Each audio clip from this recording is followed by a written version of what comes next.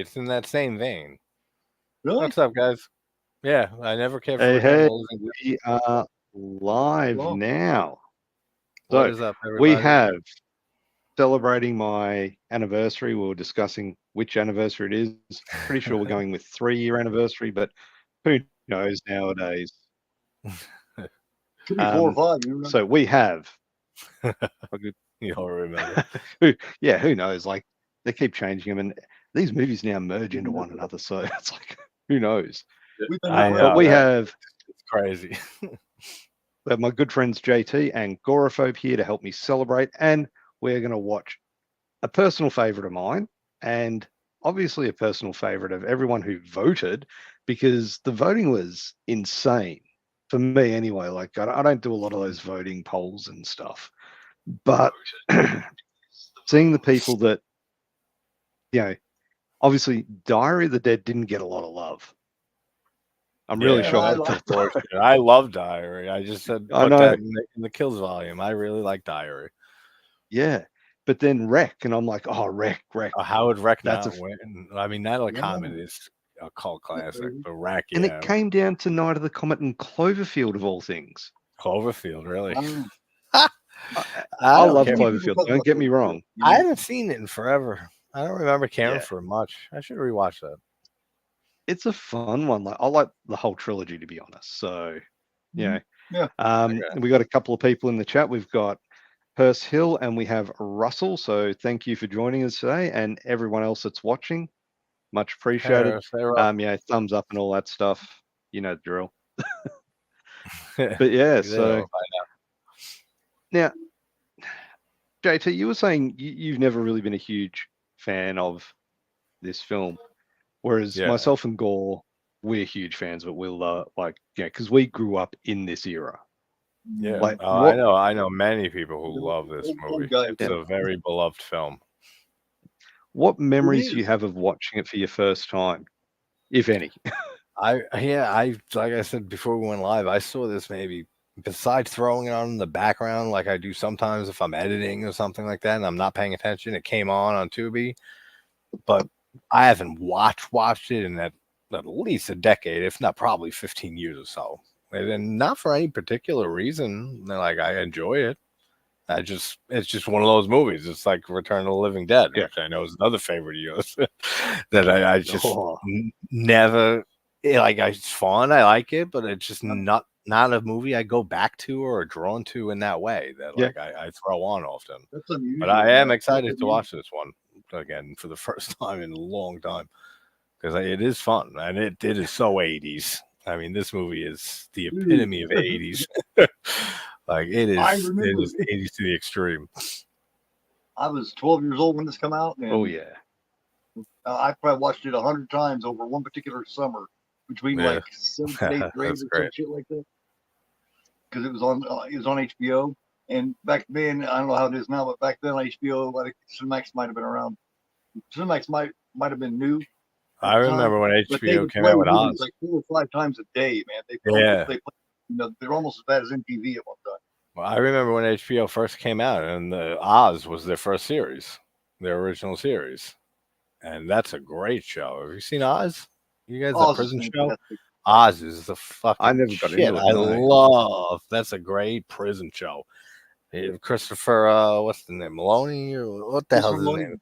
Yeah. He is terrifying in that show. Yeah, and then he went on to SVU and played a completely different character. That's why he got the role in SVU, because that's the same producers and a lot of the same writers that wrote Oz. And they took him from the killer role in Oz and brought him over and made him the complete opposite in SVU. The polar opposite role, and he kills them both.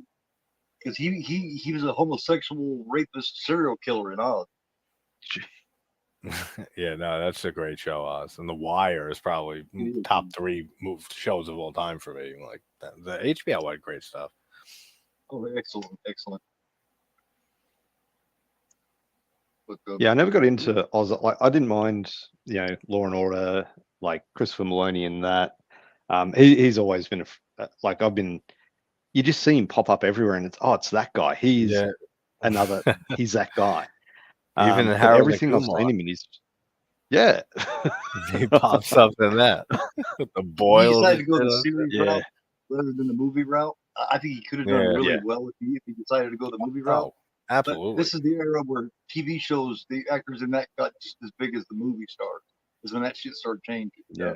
Oh yeah, especially with streaming now and stuff, with all the original series on the streaming services. Like you see, Bryan Cranston just had a new show come out on Netflix and stuff. Like that's where they're all going. Like all the actors in movies, they're still doing movies, but they're taking a lot more series and stuff for sure. But it's continuous work. That's the thing. It's like, it's continuous. If the series is picked up, then providing they don't get written out or killed off, they've got work for an inordinate amount of time, like, as long as it goes. Yeah, until the same with voice work. Yeah, a lot of them doing voice work now for animated shows and stuff. Yeah. If a movie star started doing a series back when I was a kid, that meant it's the end of their career. It was either the beginning of their career or the end of their career. Now they'll do it to bullshit. Yeah. But even like a few, not too long ago, you would have actors that would start in a TV series and then they would go into a movie, and it was always a horror film. Always a horror film. Now it's like, if they do a horror film, it's like, they're the next big thing. Like, look at Sydney Sweeney. I never heard of her until, or Mia Goth as well. Yeah, never heard of her. I knew her in Suspiria. That was where I knew Goth from. No, didn't even know she was in that. Yeah, she plays Sarah from the original. She plays the friend, and she will be in that category of absolutely. She already is. Yeah. She's one of my favorite actresses in horror. Like right now, I mean, Mia Goth is just Academy. Yeah, she's great too. Like, but Goth for me is like Academy Award worthy. Like just for like her performance in Pearl alone. So good. Haven't watched Pearl yet, but I will be watching it. I'll be doing a watch this week to follow up the X one I did last night. Yeah, man, I was so jealous. I was like, man, I was on that fucking panel. Yeah, you want to come on Pearl if you want. I haven't scheduled it yet because I got 3 interviews in a row the next 3 days, but probably Thursday, Friday, something like that. And it'll be a day or two after Maxine came out and stuff, so it'll time perfectly with that too. Well, that's why I've got to watch Pearl, because I've got tickets to the premiere of Maxine. Awesome. Yeah, I was saying not last night, the week after. I might go see Maxine in theaters. Like this, I haven't been to a theater forever. It's like $20-something just for an adult ticket. Like if you want IMAX, it's almost $40 here in New York. Like it's insane. So like you go with another person, it's like $100-something after food. So I never go to a theater anymore. The last time I saw a movie in the theater is years ago. But I almost went for Saw 10 because I love Saw, and then I ended up not going. I just downloaded that shit as soon as it came out. I was too excited, and then I'm thinking though now maybe Maxine would be great to see in theaters. I haven't been to theater in many years because of my social anxiety and my agoraphobia. Yeah, but we have the same type of thing. Really want to. I don't like it either. Just to so actually, the last thing I saw was like 2 years ago.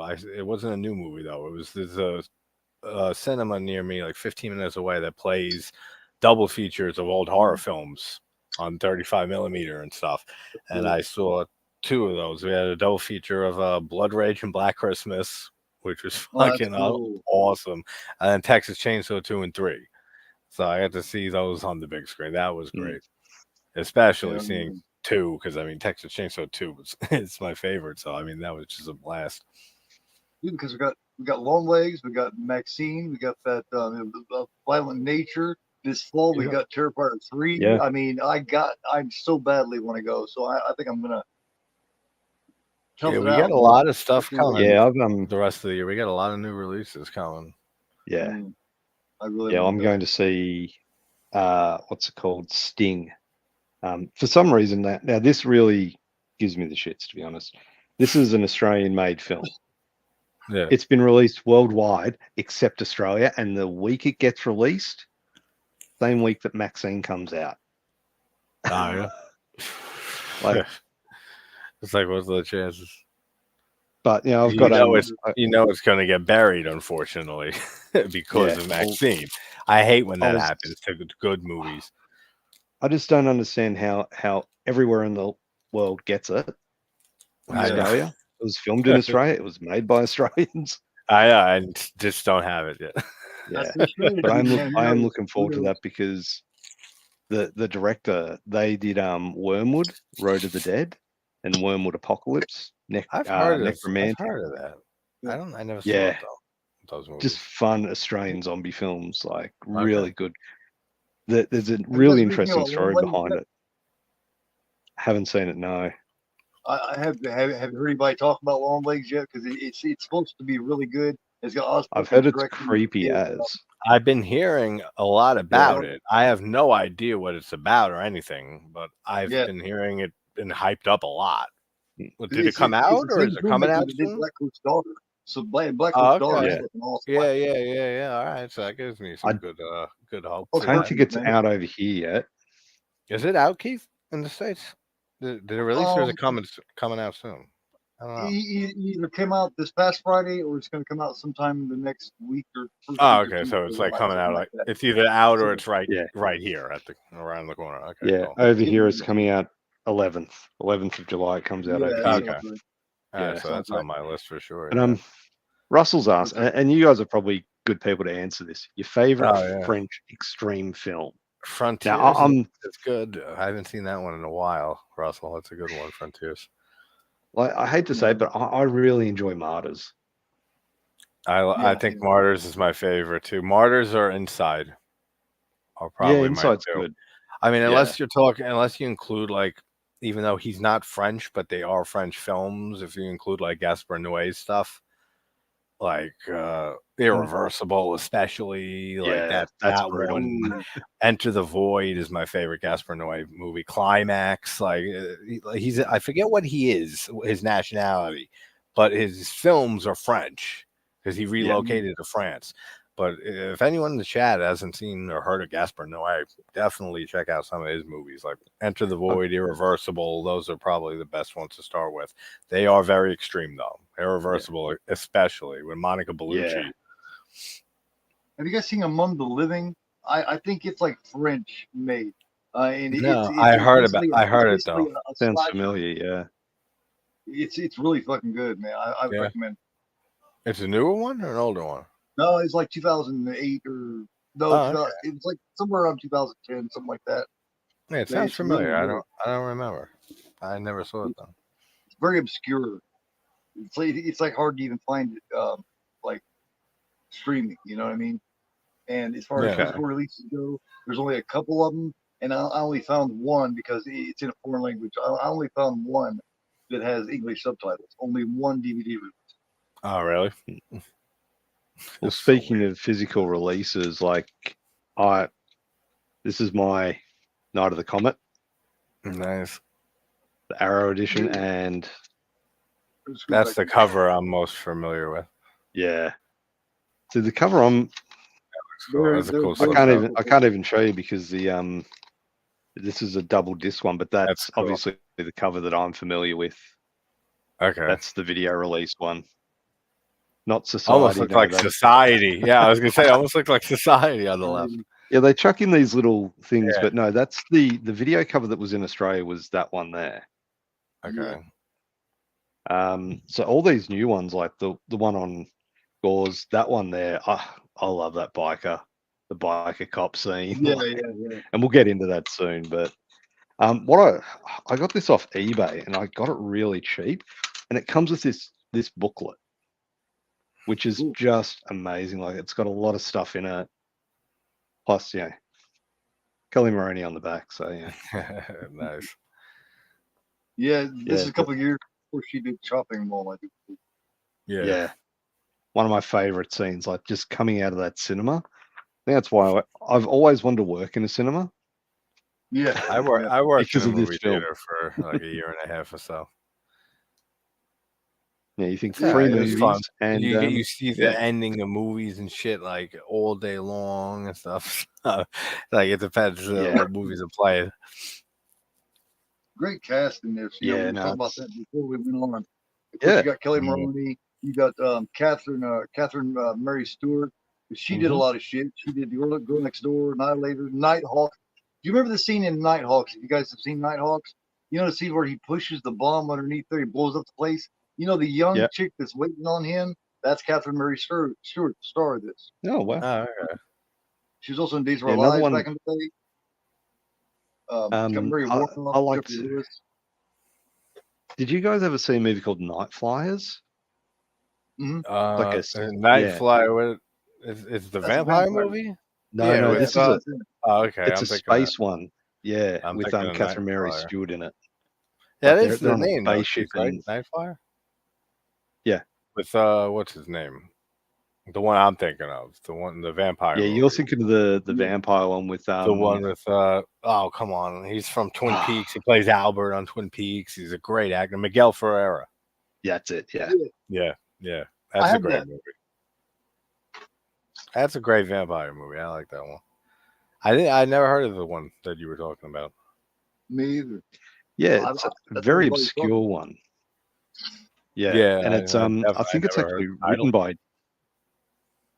I'll send you some details on it if you can see it. It's a weird film, but it's got Catherine Mary Stewart in it, so that's why it sticks in my mind, because she also did The Last Starfighter as well. Yep. So it's like space and space. Yeah.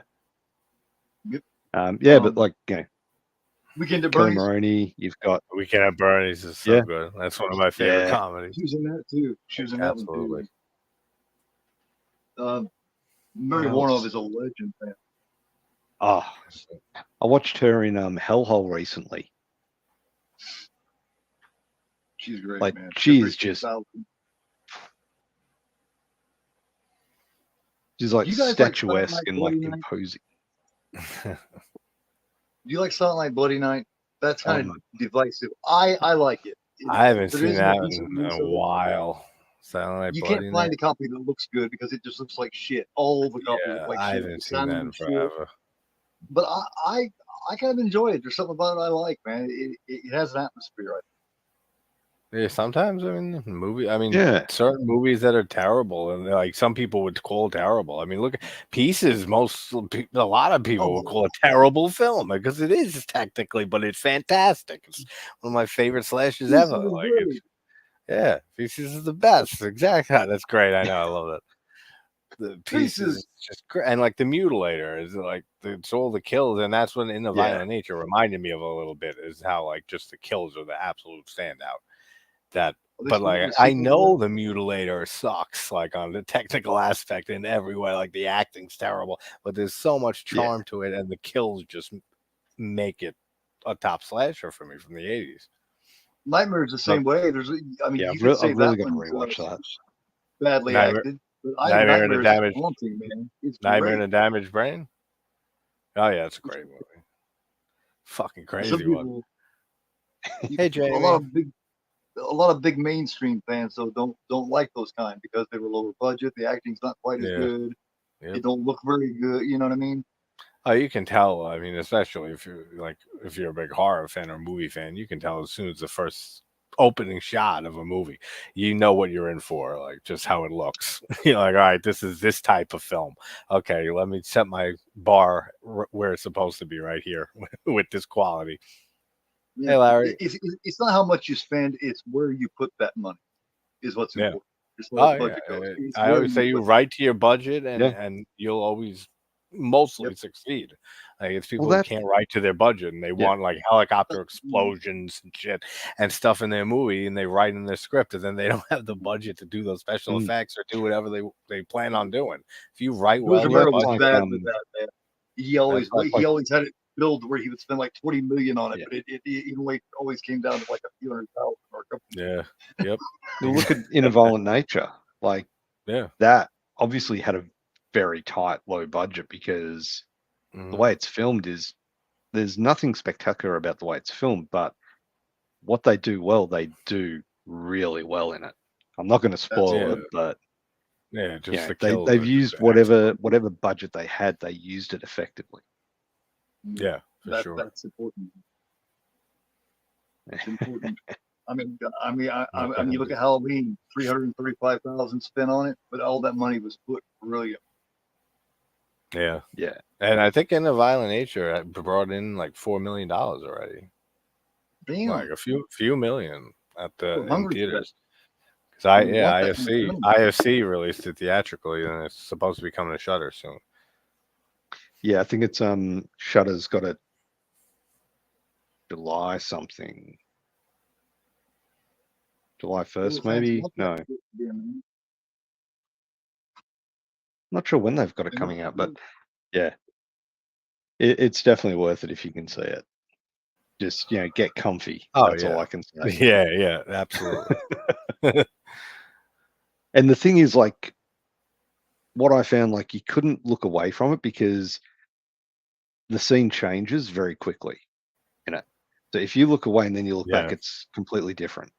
And I rewound parts like at part, and because I was halfway through it when I had my X stream, and then I had to finish the second half afterwards, and so like that always throws off pacing in my mind also, and that probably added to the pacing issues a bit. But yeah, there's like some stuff like if you're not looking at the screen, you look away for like 2 seconds, you're like, wait, what just happened? Like what the hell going on? Fun Especially movie. In a theater, all right, so like, hey, rewind it. We're 20 minutes into the stream now. I reckon we should probably kick it off and get this party started. I just want to say first before we do that, I just want to say, Ginger, congrats, man, and just like you have no idea how much you've helped my channel grow and just your friendship and everything. Same for you, Keith. Just this is a great milestone, and just seeing your channel, Jason, just keep on growing and seeing from where you started and when I met you and where what you're doing now. It's just really great to see. I'm proud of you, man. Congrats. Yeah, thank you. Same here, man. I'm very, very, very proud of you, man. You've been a very good friend to me. You have been unwavering, and I very much appreciate it because I personally have needed it a lot. I had my 3-year anniversary last month. I didn't even bother to celebrate it, so I'm kind of coming over here to help you celebrate yours instead. No, thanks, guys. Much appreciated. Yeah, friendship means a lot to me. So yeah, of course. Cool. All right. So, if everyone's ready to do a countdown from 5 and then hit play. Cool. Well, we got all the mushy stuff out of the way, Yeah, I'm never any good with that. Appreciate it, but you never know. You're always like, what do I say? Yeah. But yeah, no, it is like, thank you guys. I do truly appreciate your friendship. Of course. All right. So let's get going. Let's go. 5, 4, 3, 2, 1, play. Roar. MGM Lion. Meow. Do you hear that one on the MGM for a while? Instead, they'd have some little tiny cat going meow. Oh, like what? The picture it, or they did that? They did that before. There was an era during the MGM where usually the lion would roar, but there was one era where they put just a little tiny kitty cat going meow. They actually did that. That's funny. You ever do the Dark Side of the Moon? Started on the third lion roar to sync it up with the Wizard of Oz. I did that a few times as a teenager, syncing up Dark Side with Wizard of Oz. You have to start the album right at the third lion roar of the MGM logo of the Wizard of Oz.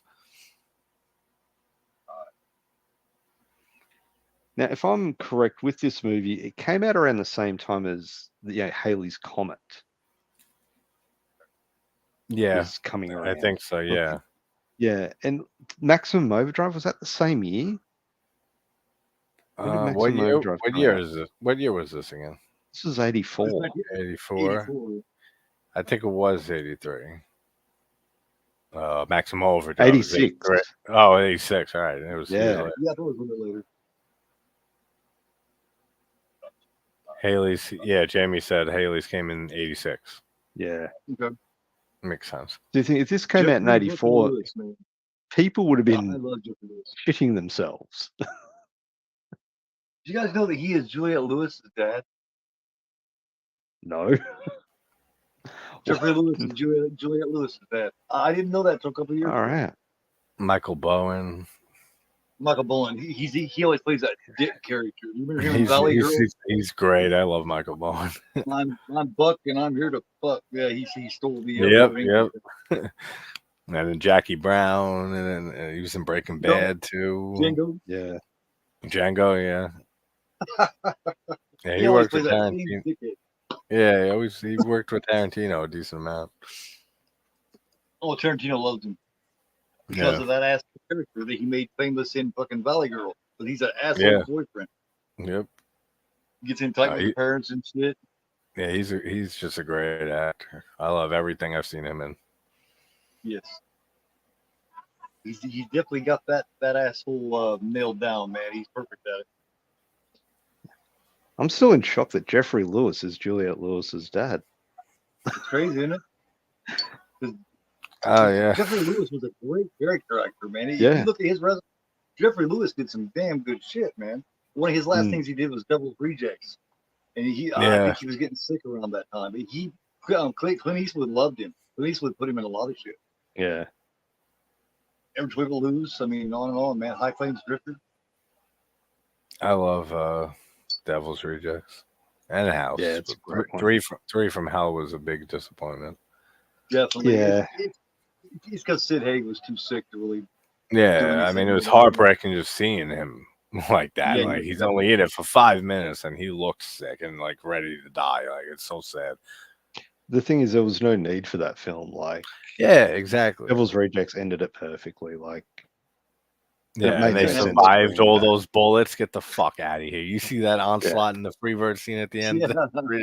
There's no way those motherfuckers, all three of them, survived. I don't think so. That somehow movie, they turned not one headshot in amongst them. Yeah, no, nothing. If he wanted to do a trilogy and do that movie, he should have done it a few years after Devil's Rejects. Not a decade plus after that. And with Sid Haig and everyone getting older and stuff. And even Sherry Moon was extra annoying, baby, in that movie. Like I know she was in the mental hospital and stuff, but still, like her performance was wacky. Like it wasn't like baby from the first two movies. I wish she'd have stayed like she was in House of 1,000 Corpses. I like that baby far better than any of them by far. That's my favorite Rob Zombie movie is House, but I think Rejects is his best film, maybe. But my favorite is House. I preferred Baby in Devil's Rejects as opposed to House of 1,000 Corpses because her laughter just annoyed the shit out of me. Oh yeah, no, I can see that for sure. I know people who hate that movie because of Sherry Moon and Baby and her laugh and her annoyingness. She's fucking nuts in that, man. Like she's unhinged. I love when she's calculating, but in House she's like, exactly. She's a lot more calculative in Devil's Rejects, and because it's more of a road movie. Like it's a road like escapes, almost like Western feel to it and stuff. So it's a totally different feel from on the run, from House. They were just having a fucking blast. That's the difference. They were just having a blast, killing people and fucking doing whatever they want. Yeah, you hear. I forgot who told me. Jaws. Getting a remake from Rob Zombie. In 3D too, apparently. In 3D, yes. He's not remaking Jaws 3D. He's remaking Jaws in 3D. Rob Zombie. What? Yeah, that's new news. I think it's a load of shit. All right. I hope that's not true, man. I hope that's not true. It's been around now for a little bit. The news, like a few days. But I think it's one of those things where they say it and then it gets momentum behind it, but I don't think it's true. I can't see them giving a classic horror movie that frightened a generation. Yeah, they did do it with Halloween. But I think that's what I was going to say. Different Jaws, and they gave him the monsters too. Jaws. I still haven't seen that one. The monsters. No, neither have I. Apparently, it's Jaws is on its own level, though. You know what I mean? People consider it a lot different than they even do Halloween. Say. Jaws is considered, I mean, it's like family entertainment. It's like the summer blockbuster of the 70s, or maybe ever. Like, I'm not even a big Jaws fan. I never have been. It's a classic, great movie, but I don't remember the last time I put Jaws on. I'm not a killer shark, killer like sea creature like subgenre person. Same with like mutated animals and stuff. Like unless like it's certain classics like Grizzly and Prophecy with the bear and like classic ones like that. Besides that, like I don't like that whole killer animal subgenre really. Like them, but I'm really picky about them. They have to be special for me to like. I can't watch a sci-fi shark movie like Tornado Shark and shit. No, I can't. I can't do those type of movies. Love them. Yeah, I know. I know people Shark who Exorcism. adore those that quality and genre of no. movies. Shark Exorcist, I fucking hate with a passion. I see your shit in me. There's actually a priest going, Jesus, or whatever, Christ compels you. The power of stop Christ eating motherfuckers. Christ compels you not to eat these people on the beach. I don't know. That's crazy, man. Yeah, I think one of my favorite deep sea creature ones is Deep Rising. That's just got a fun cast. That's a good one. I mean, there's a handful, like in any subgenre. Like subgenres, I'm not big in vampires, werewolves, even like productions like Hammer films. I've never been a big Hammer fan. Like, there's some classics that I like. I like early Hammer. Yeah. I mean, what's the good one? The good Dracula one. The something of Dracula. Horror Dracula. Horror Dracula. That's a great movie. Like there's that and like a handful of other. Yeah, there's a handful of Hammer films that I do really enjoy, but it's also just I just don't throw them on often. They went downhill quickly throughout the. I'd say about the mid '60s on through the '70s, they really lost a lot of quality. Hammer did. Yeah, I mean, you could see the obvious inspiration on Italian horror and Bava and stuff like that from the lighting and color usage in the Hammer films. And it kind of evolved into oh god, what was the name of it? By the time they made like Asylum and shit, they had switched to that other name. I can't think of it right now. I'm having one of those moments. I'm terrible with production companies. I know this funny, like my name. Larry's just said Leviathan is awesome, and I agree. But it's funny because we're talking about Miguel Ferrer earlier. He was in Deep Star 6, which Sean Cunningham did that, but that was around the same time. It's one of those ones where the movies always come out. You've got very similar things. Yeah. Leviathan, Deep Star 6, Armageddon, Deep Impact. I was just going to say that. Armageddon and Deep Impact. And you also had Dante's Inferno, like Volcano, the volcano one around that same time with the other two. Unfortunately, Orca kind of lives in Jaws' shadow in a way, and they're not the same movie. They're not the same kind of movie, really, at all. Really, no. You come right down to it. Here he is, this asshole. Like he got way over what he should be able to get here. You know what I mean? Like she's shooting low, man. She could do a lot better.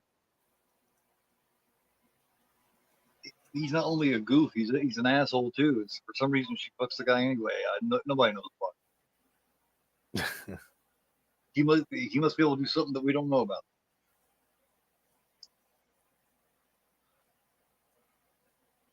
The bitch stepmom trope. Yeah. Fucking this guy just plainly right in front of his daughters while he's away in the service. She's not even hiding.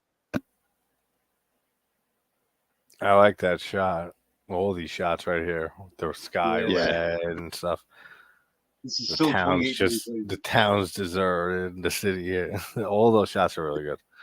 Yeah. This is 28 days later, long before 28 days later. Yeah. But 28 minutes later after the Comet. Coincidentally, those movies I don't care for either, the 28 Days movies. But I haven't seen them in forever too. I got to rewatch those because I put a kill from 2 in or from 28 Weeks Later in that last volume. That was pretty gnarly looking. I forgot all about it. So I said I kept telling Dave too, God bless him before he passed, because he loved those movies. So I kept saying I gotta finally rewatch those. It's been forever. 28 Days has got atmosphere out the ass, man. It's got it does. And I don't think there's any movie that looks like 28 Days Later. Like, that's one thing. That movie has a fucking look to it. Just like Texas Chainsaw Massacre has that distinct look. It's not the same look, but it has that distinct look to it. Like, I don't think any other movie looks like 28 Days. The way Danny Boyle filmed, I think it was Danny Boyle, Danny Boyle filmed 28 Days Later, like it was like on a some high-tech digital camera, handheld kind of stuff. But to be honest, it doesn't hold up on Blu-ray. Like, you look at it on DVD, it looks good, but on Blu-ray, some of the scenes are too crisp. Like, there's parts where the rain you see individual. Bad transfer. I mean, that's not to say it doesn't look. It's that scene in London when everything's deserted, that looks great. Like, that's still chilling to me. Weeks, I like it. Clean, you know what I mean? You're not supposed to clean. You're not supposed to clean that shit up. It's supposed to be raw. Yeah, exactly. That's how there's certain movies like that, like Texas Chainsaw Massacre. I haven't seen a 4K or anything of it, but I don't know if it takes away from that grainy footage. I'm sure they make second sight. The second sight release, JT, it's still got the grain and it's got colors in it that I didn't know it had. And you know when he's chasing Sally at the very beginning, when he kills Franklin, and he's chasing her through there. You can see it actually. You can actually see it. Okay, but it's still got the grain. Looks great. So you can tell that they really took care with that transfer, and knew how important that look is, that grainy look is to it. So that's good that they took good care with that. You gotta have that in Chainsaw, man. You take that away. I mean, you strip the whole atmosphere and dread and everything from that movie without that look. It feels like someone's just holding the camera, like you've got a camcorder. You know what I mean? That's what it feels like. It feels like found footage in a way. Like, it was just not, but it feels like it. That movie was definitely influential on found footage, just for how realistic it looked. Yeah, I don't know what movie that is, Russell. Like, Halloween has always been my favorite because it's the one that got me into horror. But the last several years, man, Chainsaw's been edging it. It really has, man. Yeah. I can see it. I mean, I love Texas Chainsaw 2 is my favorite, but I mean, the first is just a masterpiece too. Yes. This is our first view of one of these fucking zombies. This is a very light, almost. It's like I love. Movie, if that makes sense. Yeah. I love the arcade. I love the arcade games here that she's playing. But that poster when he opens the door, red dust. Yeah. So it's like if they were in front of it, if like they were out in the open or they weren't protected, they just turned to dust. But the more protected you were, the longer it takes for you to become, and that's the one through the flesh eaters. Like that dude we just seen that I think that guy was a mechanic or something. Yeah, I love the look of that arcade. The wrench, which I love that. I love to see Michael Bowman get beat with the wrench. It's always good to see him get his ass kicked and killed and shit because of like you said, he plays such a great dickhead. As far as he wasn't talking shit the whole time he was beating on it. Death Race 2000 poster, man. It's funny because Mary Warnoff is in Death Race 2000. Oh yeah. That looked like an actual theatrical one sheet. Yeah, technically this is a Christmas film, so technically. Shot right there in the street later. It's probably the worst Christmas for mankind, but it's still a Christmas movie. She doesn't know what's going on. She's like, I fucking was just laying around. There's red dust. Someone's had a party. Oh, guys, anyone in the chat who's not subscribed to Lay, who's in the chat, Lamonia Demonia, she's like 3 away from 100 subscribers. So head on over there and subscribe. Lamonia Demonia in the chat. Oh, cool. I'll have to check it out. Hell yeah. Yeah. So we'll get her to that 100. And so anyone in the chat who's not subscribed to anyone else, as usual, do so, because I think we've got a good little community going here. Like everyone's pretty cool. Yeah. Yeah. We have the best. We got some rotten apples, but hey man, don't talk about me while I'm here. Hey, I talk to you all the time. Do that behind my back, not to my face. That's right. I don't mean to be. I try, but I'm just rotten to the core. It's a curse I have to live. It's a cross to bear. It is, man. It is. It's not easy, man. I can imagine, man. It's not easy being. Life's just not easy sometimes. In general, for everyone. Yeah. Merry Christmas on the doors. It's funny. You go from this nice, clean-looking street, except for the dust, right? And it looks all because it's like downtown LA. But just like 20 feet back, man, is this nasty-looking alley. Yeah. and this fucking guy, come here. Come here. Midnight Comet Show. I miss those marquees on theaters. What do you think about the makeup in this, you guys?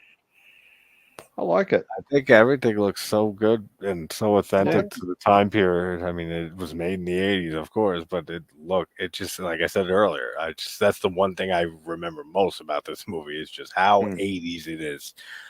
Like it's a time capsule of a movie almost. I like the creepy looking zombie too, man. Yeah. The makeup effects in this, they've all got the sunken sort of eyes. Yeah. The only other I remember they're different than most zombies. They have a unique look to them. The closest one I can think of to it is Night of the Living Dead 90. The Tom Savini directed one, like the zombies in that. They've got a very similar look. I love that remake. That's such an underrated remake. And the thing, if it had come out a year earlier, it would have been in with the 80s remakes, the greatest remakes of all. The Thing, The Blob, The Fly, Night of the Living Dead. Absolutely. I love that. Tony Todd. I mean, the only negative I can bring with that movie is that, like, I feel like there could have been more, like, kills and, like, effects because it's Savini, but I know he was directing. But you would think, like, Savini directing a film, like, there would be, like, much more over-the-top kills than there are. There's still good stuff in there. Who did the effects? Was that Nicotero and them that did that? I think it might have been K&B, yeah. I think it might have been because at that point they were working with Savini all the time. Oh yeah, from like Day of the Dead on, man.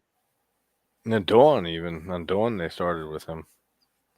And Day is when they were like they did some work on Dawn. They like helped him. That's like when they first started. Dude, they're kids, man. That's something that I should have known. I think I did know it at one time. There's so much shit to remember. I forget stuff. I forget shit about favorite movies of mine. Like just on the spot. Yeah. If I'm having a conversation, it'll be like Evil Dead 2 or something, and I can't recall the name of a character. I'm like, dude, this is like my 5th favorite movie of all time. Why am I blanking right now? That happens all the time. Too much fun in our youth. That's what you blame that on. Yeah. I guess that's it. That's absolutely it. The brain cells only take so much. I love how desolate it looks. They really capture that greatness. It keeps that red. I love the cinematography here. But I mean, the funny thing is the way they're filming it. Like they're showing just Catherine Mary Stewart's face when she's riding the motorbike. You could have people milling around, and we wouldn't know. But when she's driving into the distance, that looks cool because you've just got the clothes everywhere. It's that red dust filtering through. She's starting to get the idea. She said, "Let me go home and see what fucks up with the family here. I got to show my baby sister, but they're always close." And that's another thing I like about this is you feel how close they are as sisters. Yeah. Like they feel like sisters. I love that in movies when it's hard to pull that off, especially like not even just a sibling relationship or one relationship, but a family. I think a movie that always comes to mind is Orphan from 2009. I think they feel like a fucking family. They're Farmiga and Sarsgaard, like, and the kids and stuff like that feels like an actual family. And then whenever I'm gonna have to hand in my horror card because I still haven't seen Orphan. Really? You got to check Orphan out. That's I've got a list of movies and I keep adding to it. That's what I know. Me too. I got like probably like 200 films like since I started the channel. From all you guys and in the chat, and people mention a movie and one I haven't seen forever. I don't remember if I saw it, and I have a list on my phone. I got a list on my laptop. So whenever someone mentions a movie, it gets added there. That now there's just so many. Yeah. And yet we'll go back and rewatch Night of the Comet for the 1500th time. I'm like that a lot too. This is like sometimes I'll just like watch favorites and stuff. I'll go through periods of just watching my favorites and guilty pleasure movies.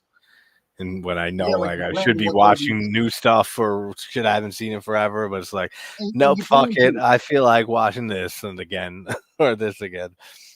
There's a plan to watch. There's a list this fucking long of movies you haven't seen yet, new ones that you know are good because people that you trust opinion say they're good. Yeah, exactly. You're like, no, I think I'll watch Chainsaw instead. Yeah, exactly. That's what happens all the time. It's like it takes me so long to watch these new ones, man, because I know Chainsaw and them are good, and that's just a movie that's rewatchability, man. Oh, there's so many of those like top films of mine that I've seen an unhealthy amount of times. Halloween is one of them. The Thing, Evil Dead, and Evil Dead 2, Day of the Dead, like all those are up there with like, and City of the Living Dead and Fulci's whole Gates of Hell trilogy, and Zombie and Argento's films. All of those are like go-tos. Like if I'm bored and I'm streaming and I'm trying to find something, and it happens all the time. Like when I try to find something to do a video on, and then I just get to, all right, well, I feel, fuck it, let's throw The Beyond on again. Like I saw it 2 months ago, but fucking whatever. Like it's a masterpiece. Has to be high on the rewatchability factor. That is for sure. That is a must. To be a favorite, it has to be highly rewatchable. Russell has a good question. And the Mad Bloods is in the chat. What's up, Mad Bloods? Hey, what's up, man? Yo. I love the movie The Possession with Jeffrey Dean Morgan. Russ, that is a good possession. It's not bad. I like it. It's unique. Maybe it's just because the Jewish aspect to it. You don't see a lot of Jewish exorcism movies. Yeah. So it's unique in that aspect. But I mean, I love Jeffrey Dean Morgan and everything. Yes. I mean, him as Negan in The Walking Dead was fantastic. Fortunately, they ruined Negan. They made Negan a good guy, and that was a big mistake. He's such a good asshole. Yeah, I still have to finish that series. I still haven't finished the last season of The Walking Dead. I just stopped watching it like as much over the years. It's just the same of the previous seasons. It's basically the same shit just happens over and over again. Yeah. And there's always, I mean, a lot of TV shows fall into this thing, but every season there has to be a new big bad that comes along that's more evil and terrible than the season before's big bad. And then it just keeps building. And so many shows do that because, I mean, it's an easy thing to do. It's an easy thing to write. Just write in a new bad guy who's worse than the last person or a group. Well, Negan and that one chick, goddamn, what's her name? The ones that walk around like they were zombies. What were they called? She was great. She is a great actor. Dora Birch. Who played Alpha or Gamma? Alpha. That was I know. Yeah, Alpha. I forget who plays, but Gamma was Thora Birch. Yeah, because she's in The Harvest with Michael Shannon. And Michael Shannon's great. She is fantastic in The Harvest too. There she is. Yeah. She's fantastic, man. She's creepy as fuck. Let me see. Yeah, I stopped. Larry said he stopped watching after Rick left. That's when I pretty much stopped watching. Like I finished that season, I think, and then I watched maybe what was that? When did he leave? In the 9th season, 10th season, something like that. So there's 11 seasons, and I never finished the 11th. I never watched the 11th one. I finished the 10th, but I don't remember what the fuck happened after the Whisperers. That's what they were called, right? With the zombies pretending and walking with the herd. No, I actually I enjoyed the entire series. Like I know it had its certain storylines which weren't that great, but yeah, I enjoyed it for the most part. Yeah, I enjoyed it more than Walking Dead World Beyond. Right. I haven't seen any of the spin-offs except for Fear the Walking Dead. I saw like the first. I've still got to finish the final season of that. I've got like half the season to go. Oh, that I enjoyed. Yeah, I don't even know anymore with those. There's so many freaking spin-offs. The Rick and Michonne Dead City was good. I haven't finished it. And then there's the Daryl one too. Daryl was good. I enjoyed that one. I remember you saying it was very good. Yeah, like it was good seeing a completely different world view of it. Like, the zombies burnt you and shit. It's like, but I mean, that's like, what is it? I think it's Left 4 Dead or Left 4 Dead 2, Acid Zombies. You've got all these different. Those are such great games. The Left 4 Dead games are great. They were supposed to make a third one like forever ago, and did they? Or well, they pretty much they did, but they turned it into Back 4 Blood. Okay, yeah, because Back 4 Blood is essentially Left 4 Dead 3. I remember them like actually going to make an actual like official 3 to that, and then it dissolved into something. So I guess that's what happened. Yeah, I mean, don't get me wrong, Back 4 Blood's a good game, but Left 4 Dead 1 and 2 is just something special. Oh yeah, especially like if you like when growing up, if you played it like with friends and shit, like that was the game to play like with friends and like go around shooting zombies. Robbie Beltran. I remember him from Voyager. Goatee. Do you mind if I promo something really quick, Ninja? Go for it. I'm gonna be doing my first watch along in quite a while. Tomorrow night, sometime probably later around midnight or 1, and it's going to be the original Faces of Death, and I'll be doing it with Chris. Nice. I haven't seen Faces of Death in forever. That's a fucked up one. That's my first one since when? I haven't done one of those in a long time. Yeah, that'd be cool. I retired, but I got the itch. I got the itch. And when you feel it, then you gotta do it when you get the feel back. So I had to do a new. It's going to be in the Extreme Theater brand. So it's a fucked up movie. There's a bunch of them too, right? There's like what 5, 6 of them. The first time watch for Russell. Oh, nice, really? Oh, this is just fun. I hope you dig it as much as I do. This is like more than half blind watch for me because I haven't seen him forever. It's great. Nothing. I mean, there's no Oscar-winning anything in it, but it just has so much charm to it, and it's aged well, I think.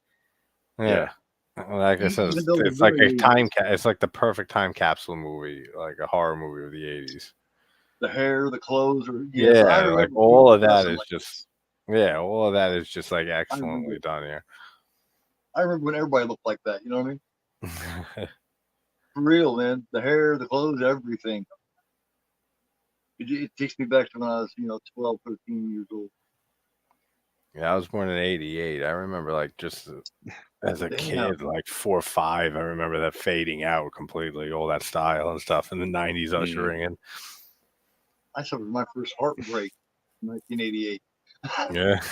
I'm an old fucker, man. You're cool, old fucker. That's cool. Yeah.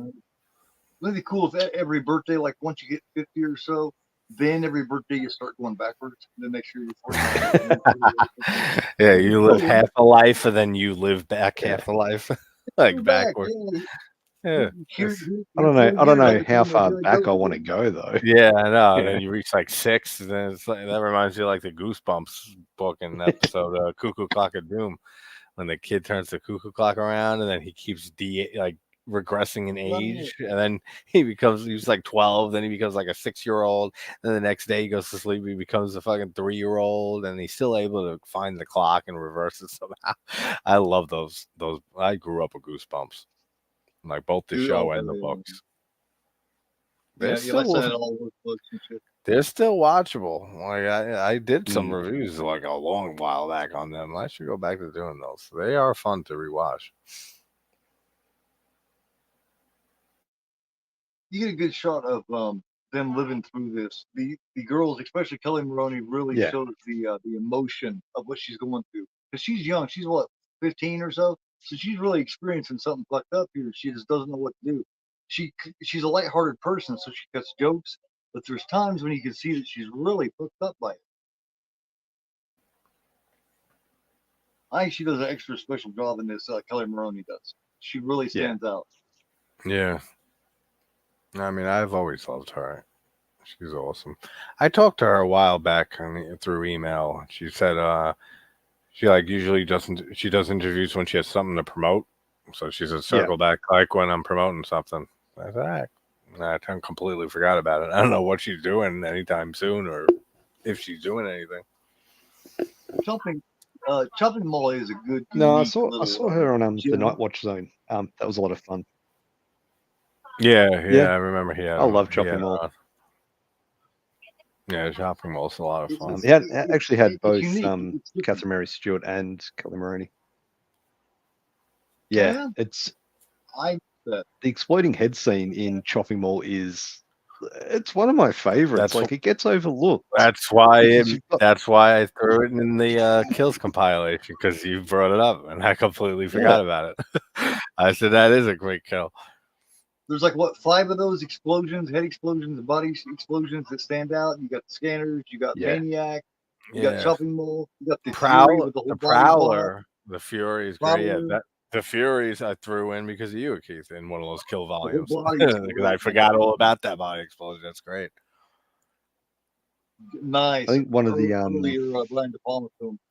There's a good one in Stitches from 2012 with Ross Noble, the killer clown movie. That's a fucking over the top. It's like a horror comedy almost, but like the kills are really over the top and gory and shit. But there's a head explosion where I don't want to spoil, but there's a good head explosion in that I completely forgot about. This guy right here that you seen, one of the guys in the suits there, the guy with the black hair. Yeah. He was in Mother's Day. He played the Dauber. Oh, okay. Yeah. I love Dauber. He's Dauber. What a fucked up movie Mother's Day is. What do you think of the remake? Gets naked and he's doing push-ups in the middle of the football field. Yeah. Who's that guy? What do you think of the remake of Mother's Day? I hate it. Is that the one with Rebecca De Mornay? Yeah, I think so. Yeah, I didn't like it either, really. Nah. I mean, actually, Gore. That's another movie. Gore reintroduced me to Mother's Day. Through the channels, obviously, but I'd seen it years and years and years ago. Back on VHS. I've always loved that movie.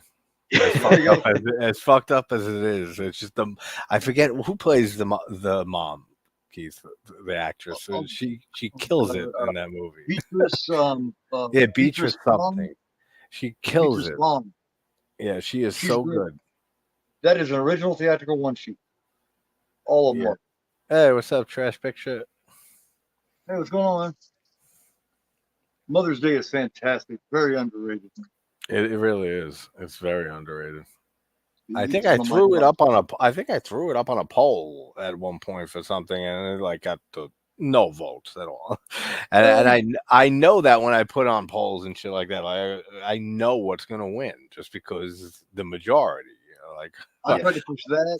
I tried to push Humongous. I've tried to push. Humongous is great. Humongous. That's another one you introduced me to. Humongous. I just saw more recently.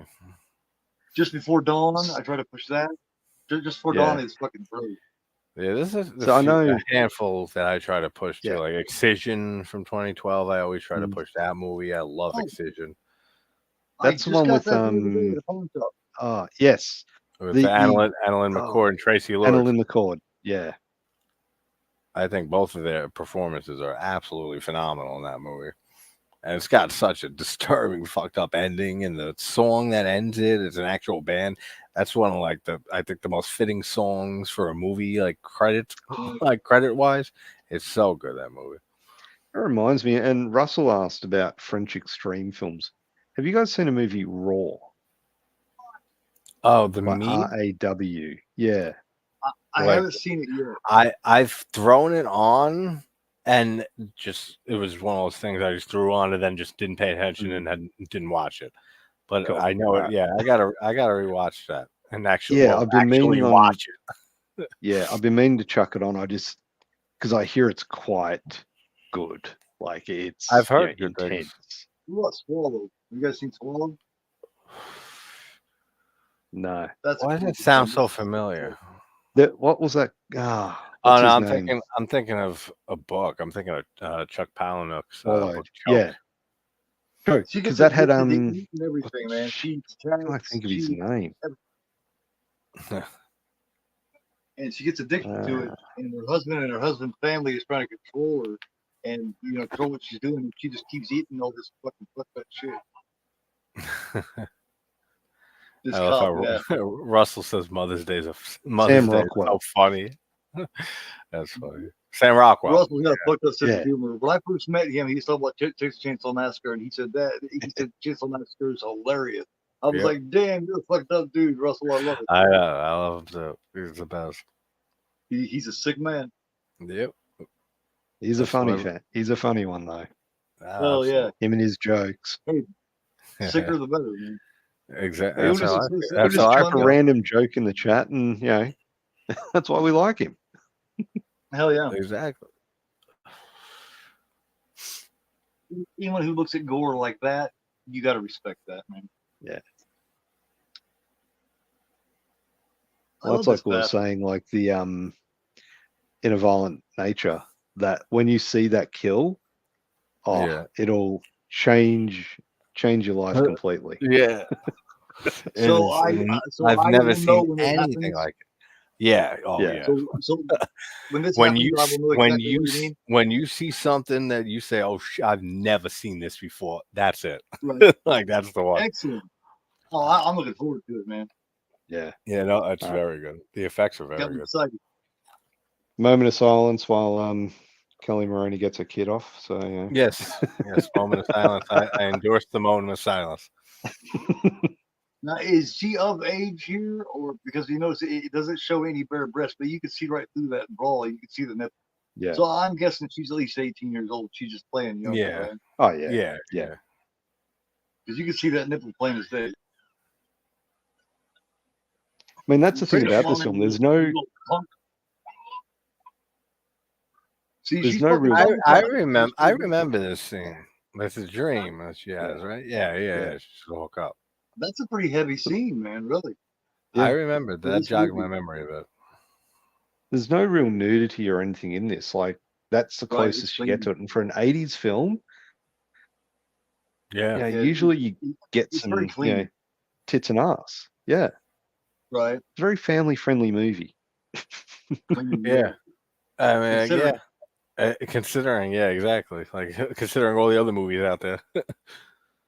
This feels almost like a made for a television show, doesn't it? I could see that. I think it's a much higher budget. I mean, much higher quality, but for sure. But just the cinematography alone, the cleanliness of it is what feels made for television. Yeah, but I like the radio station, the neon lights. They're coming back like those neon tubes. Like you see creators with those neon tubes all around now. Yeah, that reminds me of Terminator, the Tech Noir. Made the same year. So this shit was big at that time. These neon bullshit. But it's funny you mentioned like Terminator. Like they both had that guerrilla style of filmmaking. Both these films. Oh yeah. Like they didn't have permits or anything like that. They just had to quickly went in, got out. Yeah. Same with Maniac. Same with the unofficial follow-up to Maniac, Fanatic, or The Last Horror Show, or Last Horror Film. Check this out. I just got this. You will respect the fuck out of this. This is a 12-disc set of. It has both Maniac films in it. The remake and the original. Nice. I fucking love both. Big this thing is, man. 12 discs, including soundtrack. That was great when we watched the Maniac remake. I fucking love that remake so much. Yeah. I think that's one of the greatest remakes. It's got half his face and half his face. This is number 217 out of 666. Nice. This is the ultimate collection of both. That's really cool how they have the split face for both characters. Yeah. I fucking love this shit. That's awesome. You said 12 discs? 12 discs in that. Wow. Damn. Both films, the original and the remake, it's like you get everything from both of them. It wasn't cheap. No, I imagine not for something like that. It's got books of both of them. Here, I'll show you some of the artwork inside of it. This book, I'll pick up what the book is. Yeah. Yeah, good. Yeah, that's cool. Being a huge Maniac fan, man, I got excited as fuck seeing this. I said, I gotta get yeah. I mean, at this point, I might prefer the remake a little over the original, but they're so that's an example of a remake versus original that I feel like are just like the original. I just feel dirty after watching the original. It's such I need a shower. It's such a sleazy movie. I think the remake is different film. It's exactly. It's the same story, but it's a completely different look, and I mean, just the whole first person throughout all of it. And the kills in that movie are just excellent. I don't know how they did some of those effects in the Maniac remake. Ups my respect for Elijah Wood, man. That's when I realized he's a true fan and truly talented. Yeah, he's always loved horror. He's done a lot for horror. I mean, look at him in Sin City groups and stuff. Yeah. In Sin City, like he played that serial killer and didn't say a word. I love Sin City. It's a great movie, but I haven't seen that Elijah was creepy as. Another one he was in, Cooties. That's a fun one. Zombies. Oh, Cooties. I haven't seen that forever. First time I seen him be creepy and weird like that was in Eternal Sunshine of the Spotless Mind. He's almost like a stalker in that. I mean, even the way in Wilfred, I love that show, and the way he plays, how crazy he is, or is he not? He could play anything. Elijah Wood. He's got an odd look to him. Anyway, he's weird looking anyway. Yeah, so he wants to look weird. He comes off really weird. But he can both play that innocent character and like good guy and just the deranged psycho. Like he has a very good range. It's a completely different Frank Zito. Like I'm going to cover both of them on Ranking Evil. And when I do, I have to do them separately because they're two separate things. Yeah, that's what I had to do when I did videos on both of them mad long ago. I had to separate both, but I was trying not to compare them, but then I was comparing them. Because they are the same, but they are very differently portrayed. Yes. Like I think like Frank in the original is more of just he's emotionally a wreck from all the trauma he's been. He's like a tortured soul. But like the Elijah Wood Frank is more of like mental illness. You see him taking the pills, medication and stuff, and hallucinations and shit. So I feel like he's more mentally unstable, like mental illness wise, and he plays that excellently in that. But I think that's the biggest difference between the two Franks. The one I see more unhinged and fucked up is in Nightmares and the Damaged Brain. He's the only one sicker than that's Frank. It's such a crazy movie. That motherfucker is fucking crazy. I mean, you could throw in George Eastman and both at the Popicus and Absurd. I mean, he's fucking vicious too. George Tatum in Nightmares and Frank Zito. Those three are just fucking out there. Now, do you prefer Anthropophagus or The sequel, kind of the sequel. Is it really a sequel, or I mean, it kind of is. If you're talking about Anthropophagus 2000, I don't think I saw it because there is an Anthropophagus 2, an official one that came out last year. That I saw, and that was very good. But I know there's a few Absurd. sequels or unofficial sequels to it. Absurd, I love. Absurd might be my favorite out of the three classic D'Amato films, like Beyond the Darkness, Absurd, and Anthropophagus. Now that is a sequel to Anthropophagus, right? Which one? Absurd. I mean, it is. I mean, yeah, it is in a way, I guess. Yeah. I mean, because he considers it a sequel.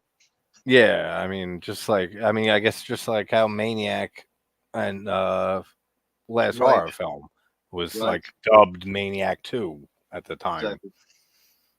Just because it was Joe Spinell again playing another sadistic motherfucker, just like George Eastman and those two. Makes sense. Well, I mean, when you talk about Joe Spinell, you also got The Undertaker. He's kind of like that. Undertaker's so underrated. Russell loves The Undertaker. He brings that up whenever Spinell comes up. Yeah. I just watched that like a few months ago. I rewatched that. Hold on a second. Yeah, I've got a great addiction. I love The Undertaker down here. Fuck, where is it? I'm starting to hear fireworks go off. We got like bad thunder and shit here in New York. Like the last few hours, it's been like thundering like crazy. Oh, that's a cool fucking box. This is the Vinegar Syndrome edition of Undertaker. That's cool.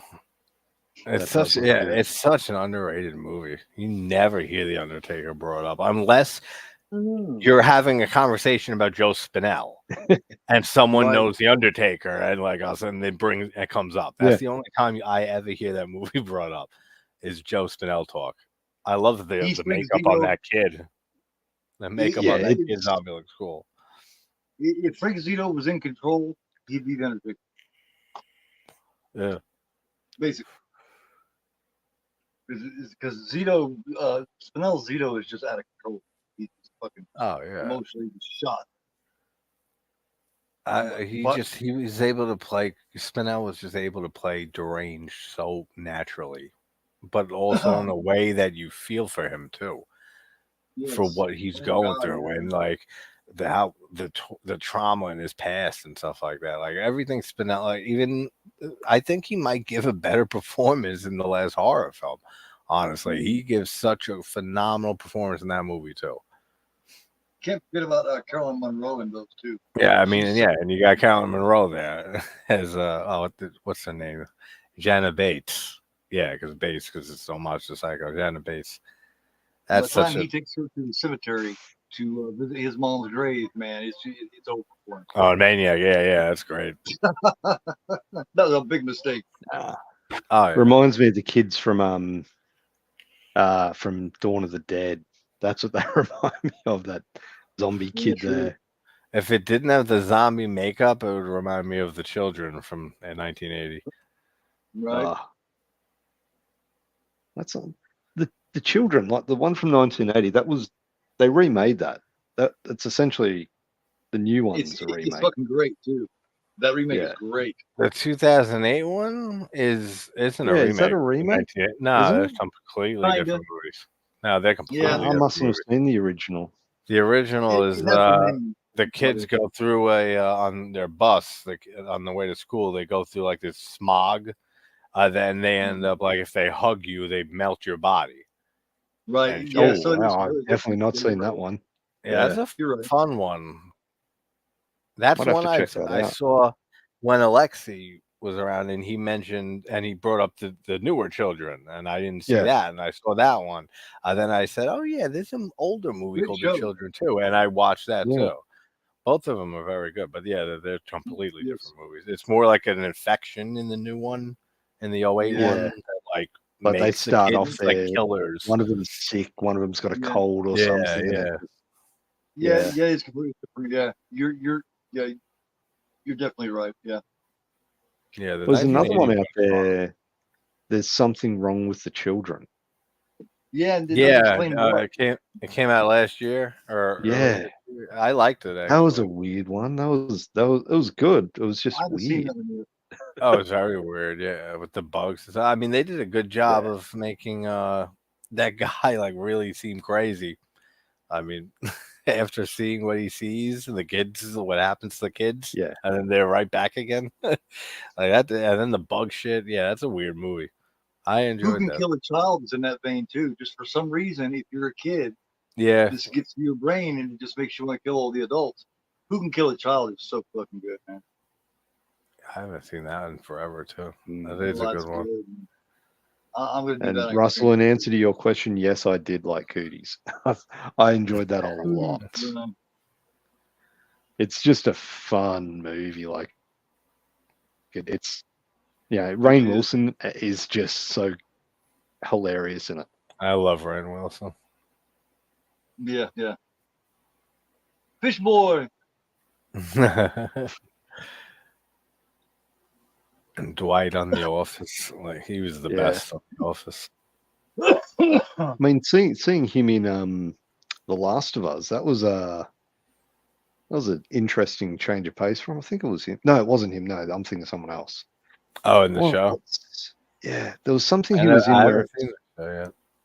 Because I never beat the original game actually. I'm like I have a save file. It's like halfway through that game since like it came out. Yeah. Did you guys see the series yet? The series is not what I expected. I covered it with Werewolf. We covered a lot of the intel. He just didn't want to cover it anymore. That's why we stopped, because he just didn't like it. Well, I mean, I know like a lot with The Walking Dead we were talking earlier. Somebody even said in the chat that they fell off that show after like the second season. It makes sense because Frank Darabont left after the first season, and I mean it's Darabont, like he's fucking phenomenal with everything.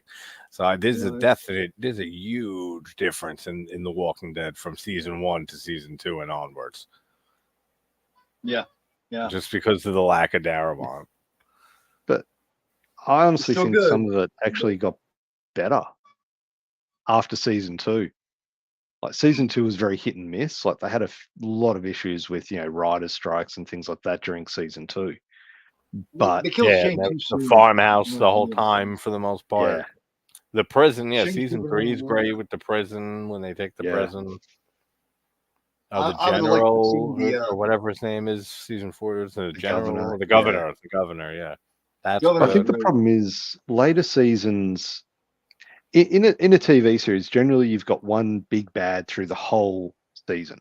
Yeah. However, what they started doing was having half a season, then they'd have a mid-season break, but they'd have a big bad up until that part, and then they would have another one, and then they'd have to leave it on a cliffhanger, and it's just no, just make it one solid bad guy, build them up.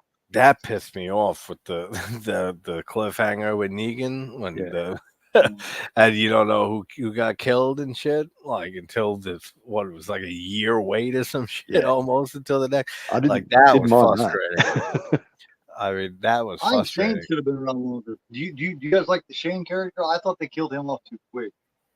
I liked Shane. I don't know how much further they could have taken the story with him, just because it did feel really organic, and I think it followed the novel, the comics exactly. It did. I mean, he basically at that point he knew that Laurie was pregnant and stuff. Whatever he was coming to an end. Like he had to. That motherfucker.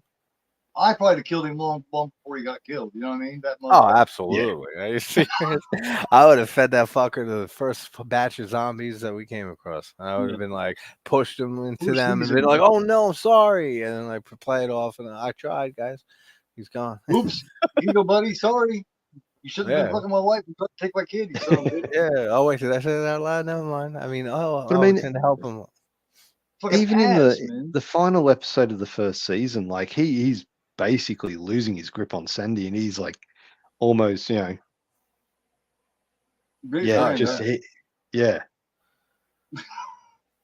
friendship. Like it was insane, and just the way he changed. Wanted what Rick had. He just wanted what Rick had. Yeah. Period. Yeah, exactly. He wanted everything that Rick had. He wanted his wife. He wanted the baby that he thought was his. The baby's I forget. The baby's not his. It's Shane's, right? It's not Rick's. Apparently, they never did a paternity test story. Yeah, well, yeah. I mean, I guess that wasn't like on the list of shit you got to do in a zombie apocalypse. We got to get to the hospital. We need a paternity test now. He even tried to make Carl his son. You know what I mean? Yeah, no, exactly. Yeah. And when he starts trying to bond with him more and take him fishing and shit like that. It's funny how I remember the first 2-3 seasons very vividly of that show. And then afterwards, like, then it just gets foggier and foggier. Yeah, it's just a case of somebody being. Oh, he was obviously very jealous of him the whole time. He always wanted what he had, and when he seen his opportunity to get it, he smashed it. And Rick kept trying to make the peace and try to prevent what happened from happening. He loved him, man. He was like a brother to him. Yeah, exactly. He was trying. He realized that fucker wanted his life, Even when he shot him and shit, like he fucking he didn't want that at all. Like he didn't want it to come to that in any way. He didn't have a choice. It's like it's either you or me, because Shane was going to kill him. Exactly. So it's you and me, and then Rick had his family to fucking worry about that Shane's trying to steal. So it's going to be you, Shane. Like it's going to be Shane. Shane was going to kill him and make it look like an accident. Yep, that's right. Motherfucker, man, what a dick. He's such a good actor, though. That he is. Everybody on that show, for the most part, especially like the earlier seasons, are all excellent actors and actresses. And a lot of them, Jeffrey DeMunn and what's the girl's name? The blonde girl who's always with Darabont. Laurie Holden. Yeah, Holden. It was in Frozen. Yeah, she was in Frozen. Yeah, Laurie Holden's in a lot of stuff with Darabont too. Same with DeMunn. Like he has his little cast that he likes to use. Oh yeah, there's something about her that's sexy. I love Laurie Holden. Oh, absolutely. Yeah. Like when I first saw her in the X-Files, like Marita Covarrubias, she played, and I'm just like, I don't care whatever conspiracy you're behind. I'm with you 100% of the way. It was just amazing. Man, I heard a weird conspiracy theory, man. Have you guys heard of that shit about the Statue of Liberty supposedly be representing Satan or some shit, bearer of light and all that bullshit? That's a weird conspiracy theory. Nah, I haven't heard that one. It's funny because I mean, Jason, the Y Files, that channel I watch all the time. Yeah. And that's all conspiracies. I'm huge into conspiracy theories, but that one I never heard. Hey, it's probably linked to the Illuminati or some shit. There's an argument though, JT. You're from New York, right? What island is the Statue of Liberty on? Is it on Liberty Island or is it on what's that island? Ellis Island? Where is it? Oh shit! I think it's on Ellis Island. Yeah, because they had it and they moved it at some point. I know that they moved it. That's the argument. And that's where the island confusion came from. Was from them moving it. It's still a big argument, man. Yeah. Just like now they claim that no one was ever able to go up in the head. Yeah. I was just gonna say that. That's like a Mandela effect now. That like people remember being able to go up into the torch and stuff, and other people are saying you were never able to. Yeah. And I know damn well people were allowed to go up in the ground. My parents remember going up there when they were like in their 30s and shit, and like in Manhattan a lot. My dad especially. I remember having that conversation. He remembered vividly being able to go up there into the torch. I've got vivid memories of Magneto taking one of the X-Men up into that. That's about it for me. Yeah. And GTA 4 where you can kind of visit it, and the big ass heart or whatever is in it. The heart of Liberty City. I've been meaning to ask you about that since you're from New York and shit. And there's a big argument about it, so I figured I would ask you. I'm gonna look into that conspiracy theory. So you're saying it's on Ellis Island and not Liberty? I'm pretty sure it could be the opposite. Honestly, I haven't been to Manhattan for fucking years. It's dangerous in Manhattan now more than ever. But they did move it. Cops ain't doing shit. Yeah. I'm like 99.9% sure they moved it. Because it was like it was like this is decades and decades and decades and decades ago when they moved it, but because it used to be gold too. It used to be golden, and then all the blue is the rust and shit all the years. Yep, I remember that too. But I've never been there, so I just want to talk to somebody that has. Yeah, I used to go into Manhattan like twice a week just to go to concerts and shows and stuff like that. It's like an hour, less than an hour train ride from where I'm at in Long Island. What was it like there when the towers fell, man? Being there, what was that like being there? I mean, I wasn't in Manhattan. I'm not in Manhattan. I'm on Long Island. It's like a 45-minute train, but like, yeah, I mean, you could see the fucking dust and shit from Long Island, from where I was at. You could see that shit from the city, like it was really nuts. I remember I was like 6 years old. I remember being in gym class. I remember them saying like there's a terrorist attack on the Twin Towers and stuff, and they sent everybody home. I remember everybody remembers where they were at 9/11. Oh God! Oh, yeah. That was my oldest son's 4th birthday. We got up to celebrate. We planned a birthday party, and I turned on the TV, and blam! On his 4th birthday while we were planning his party, it put a serious damper on that shit. That's so great. I remember seeing the newscast and watching it live and shit. Just unreal. I was 28 years old. Yeah. At that time, that's horrible, man. There's this one dude who's got a channel. It's called Depressed Junior, and that's all he talks about. Is he goes through like an autopsy on this, on every angle of shit that happened and everything. That's all he talks about. There's so many conspiracy theories regarding 9/11. That the government did it, it's themselves and shit. I believe that. That's most likely what happened because they wanted to start the war, and they wanted the oil, so they faked the fucking terrorist attack and did it themselves, and the government pulled it off. And it's not the first time they've ever done that. The government, they've done that many times. Pretend to start a war by attacking Americans, attacking their own fucking country. But they wanted the oil in Iraq. I think it just happened to work in their favor because Bin Laden didn't know the towers were going to fall. He just wanted to start some trouble and get some attention and make a point. When they fell, I guess he told his son, "You need to take over for me because they're going to come after me and they are eventually going to find me and they're going to kill me." That's what he told his son. They're going to come after me now. Oh, for sure. He didn't expect those buildings to fall. Yeah. Nobody did. What a sick fucking mind. The guy. So I guess when they fell, he was like, "Oh shit." Oh yeah, he knew immediately. There's no negotiating with terrorists. We're gonna fucking find him. We're gonna kill him immediately. He's like, "Oh shit, the buildings fell. I'm fucked." Yeah. Even if they didn't fall, he's still fucked.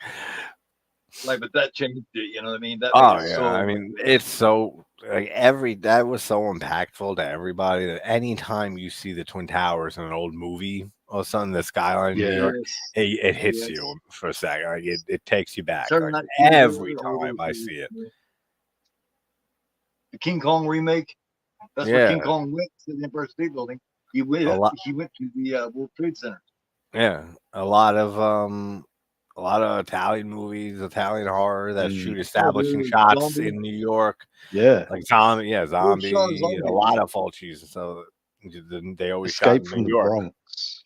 Yeah, that's got massive amounts of shots of the skyline. You see the Twin Towers there. So yeah, a lot of those 80s ones do that. Yeah, that city looked completely different without those towers.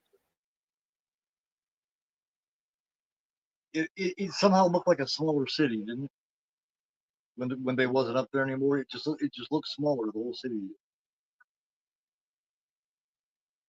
Somehow it just didn't look like New York anymore. I mean, that and the Empire State Building were those were the fucking standouts of the city. That was the skyline there. It was the Empire State Building and seeing the Twin Towers there. And then when they weren't there no more, it just looked normal. Not right at all. It looked like any city then. Yeah, it was strange, man. It was strange. It was horrible. It changed the whole country. It really did. Oh yeah, I feel like we never recovered from that. Like that, the country's been on a downward spiral ever since then. It's like a parent losing a child. You never recover from shit like that. Yeah, exactly. Yep. It leaves what I call a permanent soul scar. Scar in your soul. Yep. Anyway, on a lighter note, sorry. That's cool. They're both wimps, she says. She's sexy. Now, when I first seen this, I thought she killed her. Yeah. She's just a creepy feeling woman. She was great in House of the Devil too. That was her big comeback. Yeah, I love House of the Devil. It's fucking great. Took me ages to actually get around to watching that. I don't know why I held off on it for so long, but when I did, I'm like, why did I not watch this sooner? Yeah, I hate it when I do that. Like I put films off for so long. I know. Then, that's what I did with Body Snatchers '78. I just saw that last year. That was one classic horror movie I just never got around to. Yeah, I've seen the original a few times That's over the years. Oh yeah, it is. I just never got around to it. I prefer the '78 one. It's fantastic. I mean, it's absolutely, and it sucks that we just lost Donald Sutherland. Yeah. We lost last month. We lost I can't remember his name. Dude that played Rob in Friday 4, final chapter. Yeah. Oh, yeah. Paul something. Oh no, that's the other guy. I know who you mean, Rob. I don't remember. Oh, you know who? You know who died 2 days ago? Martin Mull, Colonel Mustard, Flew, and the rest of development, and a million other TV shows and movies. I just found out today. That's hurt. Clue is like a favorite comedy of mine. The later seasons of Roseanne, he made them better in my opinion. When he came on that show, Roseanne was kind of in decline at that time.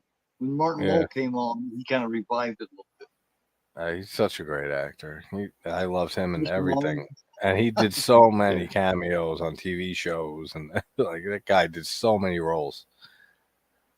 My favorite role of his was Mr. Mom. He's such a good man.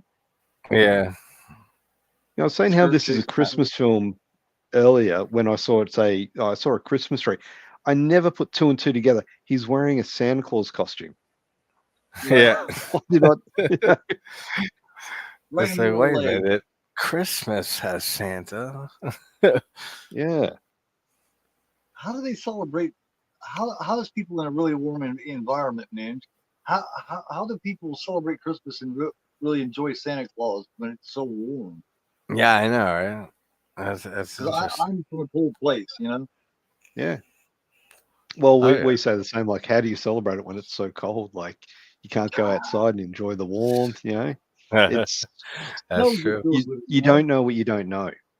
Exactly. Right. Yeah. If you've never experienced Christmas in winter, right? You don't miss it. Then you're just so used to it. Yeah. With good weather outside. The stereotype is just snow and Santa Claus. You know what I mean? Snow. Yeah, like that snow is just synonymous with Christmas for those of us who live in places that it snows. But I mean, it's perpetuated by the media, like movies that we see. Sure. You don't see the Australian Christmas movie of the year. Yeah, exactly. Yeah, where there's not it's always fucking snow anyway. It's always the UK or America that have a Christmas movie. It's cold, it's snowy, snowmen, all that. Whereas, this is perfect. It's like red dust, which is what we've got over here.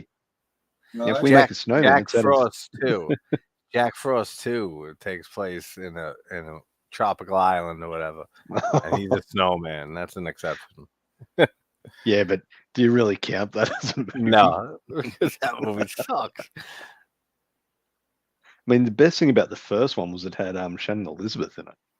Yeah, the first one's fun.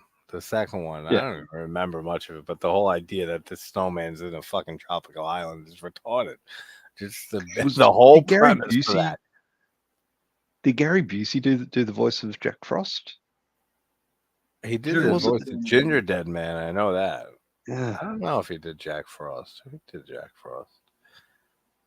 he got fucking weird, didn't he, Gary Busey? Right. Oh yeah, well, that guy's fucking insane. Yeah. When we had that motorcycle accident, his brain actually fell out of his head, I do believe. So you gotta cut him some slack, Yeah. I mean, he's been through shit. He knocked his brains out literally. So I mean, you can excuse him for being kind of strange. It doesn't say. Well, kind of does, but Scott McDonald, maybe. I don't know. Maybe it's some other film that I'm thinking of where got a famous person doing the voice of the character. Could be Ginger Dead Man. Could be any of those films. Oh, Jack Frost. Okay, I was just I was looking it up, and then I completely forgot what movie we were talking about, and now I just remembered. This is a nice release of Jack Frost.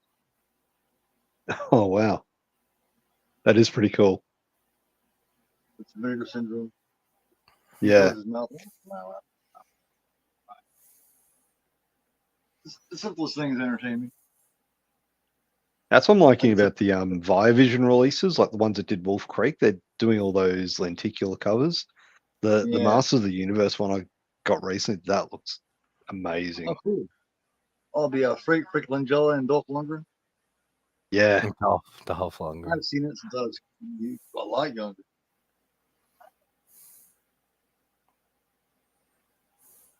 Maybe that's Frank Langella playing Skeletor. That's cool as fuck. Yeah.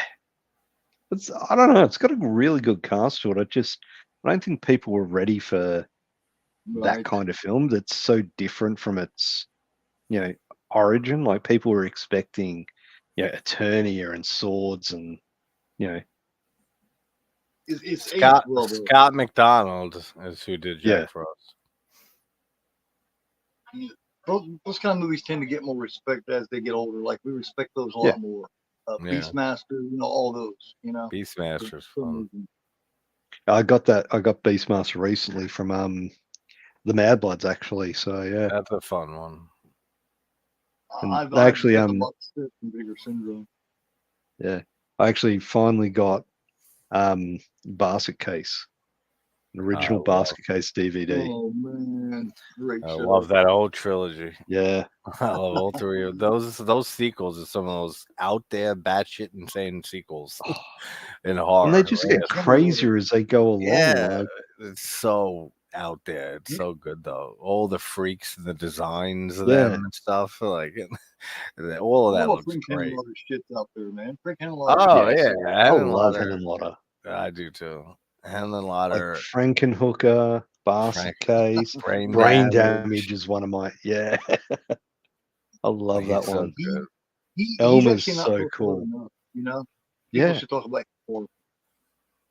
He's like Don Coscarelli for me. That like, if good thing they made those movies when they did, because they would have never been made or greenlit if it wasn't those perfect times that like Phantasm or Bubba Hotep or any of the movies from Henenlotter and stuff. If it wasn't in those years and those times that he made them, those movies would have never gotten made. Oh yeah, that's right before they clamped down. That's right before they clamped down on that shit. That was like the perfect time for all those movies from Henenlotter. You can't do a lot of things now. It's fucking bullshit, man. Dude, you hear they're remaking? I don't know if I talked to you, Keith, about it. They're remaking Possession from '81. Right? That's the movie. Her. Dude, that's what I'm saying. The director and writer is of Smile. The guy who wrote and directed Smile and Smile 2. That's who they got for it. And Rob Pattinson's like production company or something is involved. Well, he's actually starring in it too. Is he? That's what I wasn't sure of. Yeah, I didn't know if he was acting also, if it was just under his production label. No, I'm pretty sure he's acting in it. Yeah. I don't know if he ain't taking on Sam Neill's for 4. That's the movie, and I said in my video I did recently on it. You can't remake that movie. That's one movie you just can't. There's some movies you just should not remake ever because they'll never reach that level or come close. And just imagine that movie Possession in 2024. Like people would have riots and shit if they stuck to the original movie. Yeah, like everything in it, like people would freak at that. They're gonna have to. Like they can't change it too much, otherwise it's a completely different movie. I mean, that's the whole point of the movie. Exactly. It's just, they need two stars that fucking are just unreal with each other, like chemistry wise, and could just really get lost in that character and lose their minds. Chances are they're gonna put Robert Pattinson in it. They're gonna get Kristen Stewart. Dude, could you imagine Possession with Kristen Stewart and Robert Pattinson? Mia Goth could do Oh my god, Mia Goth! We were just talking about that last night and the night before, or something like that. With the same She's the thing. only one that could do it. Mia Goth, that's what we said too. We said Mia Goth could do it. Like she could pull that role off. But I don't know. I still just feel like that movie should not be. You're not going to get the same cinematography. You're not going to get the same. Just the so authentic. Yeah, just the authentic fucking relationship crashing and burning, and the Johnny's performance is just unreal in that movie. You feel intense and unpleasant and uncomfortable. Oh yeah, because you're seeing these two people who are falling out of love and fucking this other thing. Well, this guy, and then the thing, and then you love her. Yeah, she's for some just reason. You understand why he loves her. But at the same time, you don't like her, but at the same time, you can see why he just cannot. Yeah, you can see both of their sides, and like no one's right in that movie. Like, and that's what makes it so effective, is that you get into both of their minds. Even like the guy that she's fucking, like on the side. It's about unconditional love. Unconditional love. Yep. I think it's one of that and The Brood. I'd say are like the best relationship disintegration movies, like relationship horror, like so relationship going into turmoil. Those two movies. I disgust you. Yeah. Edgar is so great. You hate me. And then she pulls those egg sacks up. She's licking it. Starts licking it. It's so good. I disgust you. He's like, no, just chill. Yeah, exactly. He said, just calm the fuck down. You don't know what's going on with our daughter upstairs. That there's a bunch of like mutant kids ready to rip her apart. If you don't calm down, honey, so just calm down. Don't piss her off, dude. Chill. Yeah. Let her lick it off. So I need 50 milligrams of Ativan stat. Don't look at her like that, dude. She gets offended. Oh my god. Yeah, the fucking man. Cronenberg is so brilliant that his shit back then so out there because he's so smart and so weird all at the same time. Nobody's brain works like Cronenberg. Nobody. Yeah. No. I mean, Soska Sisters kind of do. I mean, even with that remake of Rabid, they do take it to that kind of extreme, but it doesn't have that same feel. Different extreme, it's a different feeling completely. Yeah, like you look at Shivers, Rabid. I mean, a lot of it's just because you have the like Cronenberg one is just his mind. You can't compare it to anybody, but also just you have just all his 70s and 80s films that have that just exploitation feel so heavily throughout it that I think the Soska Sisters don't like match that exploitation feel, but they have their own messed up their own extreme style. Yeah, their own way of taking things like just and shoving it in your face and taking it like past that line.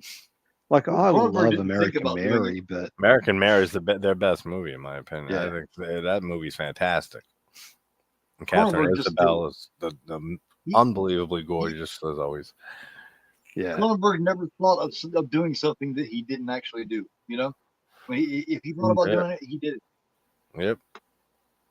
He's like, I'm not gonna think about it. I'm gonna do it. Yeah, and you look at like I said, Rabid. Like, you try and do that now, and it's so different. Like the remake to that, which again, Soska Sisters, they did a good job of it, but it just doesn't have that same feel. Right. Like that original film is like dirty. Like it feels dirty to watch because it has like that grindhouse dirty feel to it. Yeah, it's kind of somewhat pornographic, but it's yeah, not, in a way. not, but it I mean, kind of feels it. A lot of Cronenberg has like a weird sexual feel to the weirdness Yeah. and the body Well, it's horror. it's that Shivers, body horror, man, Shivers is brilliant. Yeah. Shivers is fucking Yeah, brilliant. no, Shivers is great with that. Oh, Shivers is pretty. I can't believe it took me so long to watch that movie, to watch Shivers. Like that was I need to get both of them. I need to get Shivers and Rabid on physical. I really do. It just, I haven't seen it available in Australia at all. Oh, yeah. I first got Shivers about fucking 15 years ago, and it's when I got this clip DVD case one. And then I went from there. I got this from Vestron, and then I got this media book, and then I just got this from Walmart. It's a Steelbook. I love all the artwork on all of those. There's still a couple other media books of this that I want. But I'll be back in 2 secs, guys. I just got to take a phone call. Yeah, no problem. We're almost at the end here, right? 10 minutes, 15 minutes. I was really glad that you enjoyed Shivers. You know, when I was telling you about it, and you finally watched it. Because that was just one Cronenberg that I just never got around to. And I finally, because after you did a watch of it and stuff, and I saw it, and I said, I gotta fucking finally see this movie. And we saw that, and that was great. I was very glad that you liked it. Yeah, I'm very high on his early work. I love Rabbit. I love The Brood. I like his earlier stuff more too. Scanners for sure. I'm getting ready to cover Daryl Revick here in the next couple of weeks. Oh, that would be cool. I haven't seen a decent amount of his later movies, like Extends and Crash. I don't remember if I saw it. Crash is fucking weird, isn't it? Crazy. They get off on like fucking like car crashes and shit. Yeah. I feel like I have seen it, but I don't remember it. And then, sorry, I just came into people getting off. So what did I walk into? Crash. I saw Crash years ago. That was just that was a weird. I was saying I can't remember if I seen it, but like I know what it's about, and I know that was that James Spader and shit. I think it was James Spader.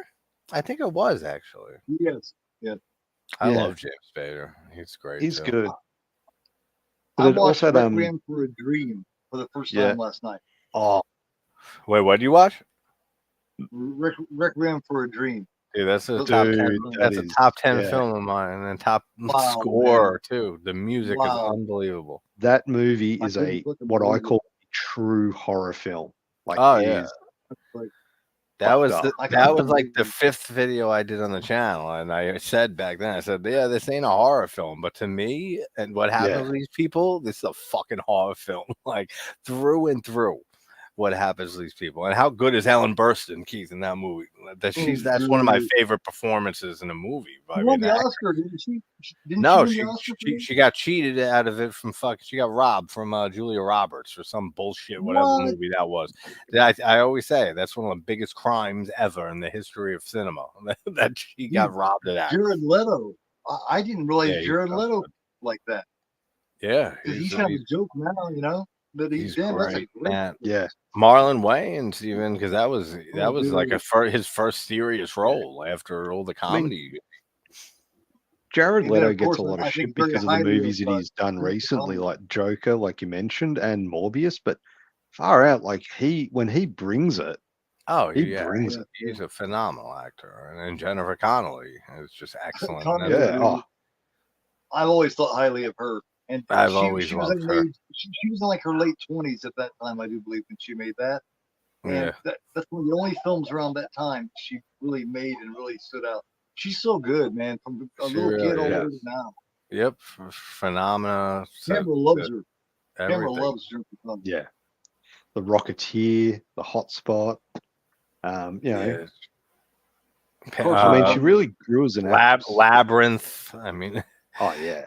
She's Phenomena is my favorite. Career Opportunities. Yeah, I know Phenomena is your favorite. The Phenomena is so good. I love that movie.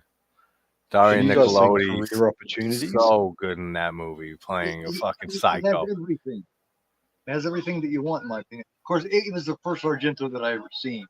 So that's what yeah, got me hooked on. That happens a lot with most people. I think it happens to me all the time. The first movie I see in a series or by a director or something like that usually will stick with you as your favorite. Right. It's all about nostalgia, man.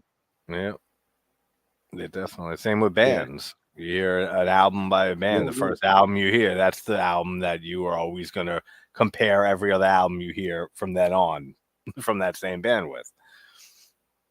Definitely. I love that sign, going to see Santa. Yeah.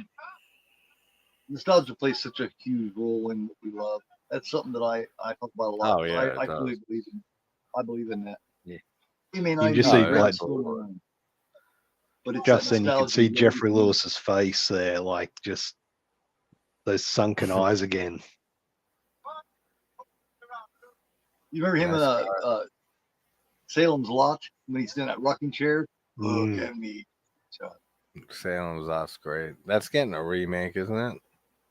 Yeah. Everything's getting a fucking remake. Every movie there is.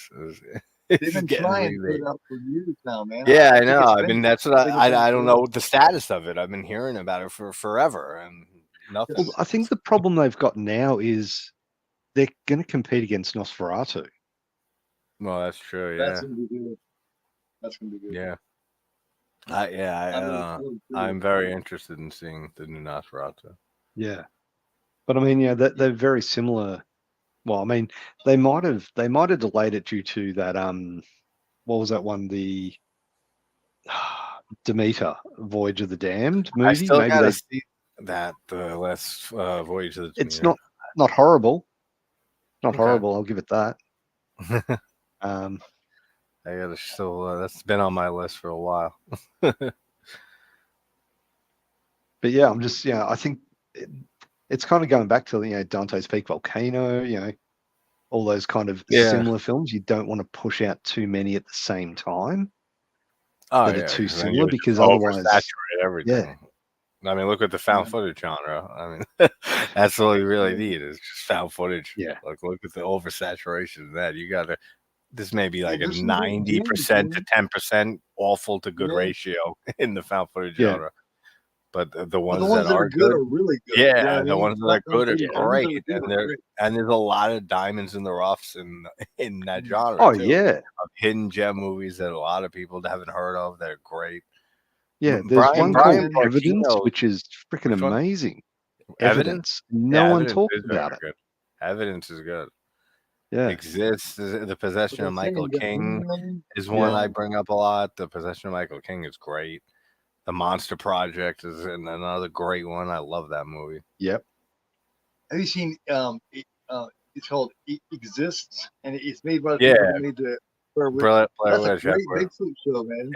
It's probably my favorite Bigfoot horror movie, or at least found footage. Because then you have like Willow Creek, which I don't care for that much, and then there's like the Lost Coast tapes, and there's a few other Bigfoot ones, but Exists is the best by far, in my opinion. I mean, Eduardo Sanchez did great with that. I think Poughkeepsie tapes is pretty good too, man. It definitely creeps you the fuck out. Oh, Poughkeepsie tapes is very disturbing. Yeah. It feels like a fucking true story. It feels like you're just watching like a documentary, a true crime doc on this crazy killer. Well, I guess that's the beauty of found footage. Like, it puts you in the film. Like, that's the whole idea of it. Like, you're part of it. You're watching it through their eyes. I mean, it's the same with the mockumentary. Yeah, Lake Mungo. I love Lake Mungo. Lake Mungo is a and I know you're a fan of The Tunnel, which is more mockumentary as opposed to found footage.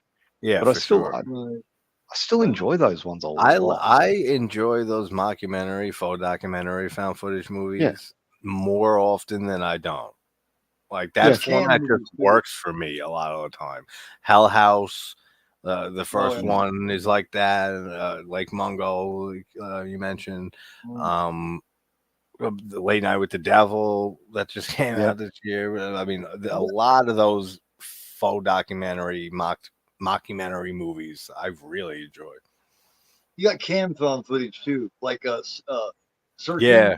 That's Searching is with Cho, with Johnny Cho, is that his name? They got Harold from Harold and Kumar. That's a fucking disturbing. There's that gets Unfriended. You. Unfriended is good. Yeah, even the sequel. I haven't seen the sequel. It's not terrible. It's not like awful. I have it. Megan is missing.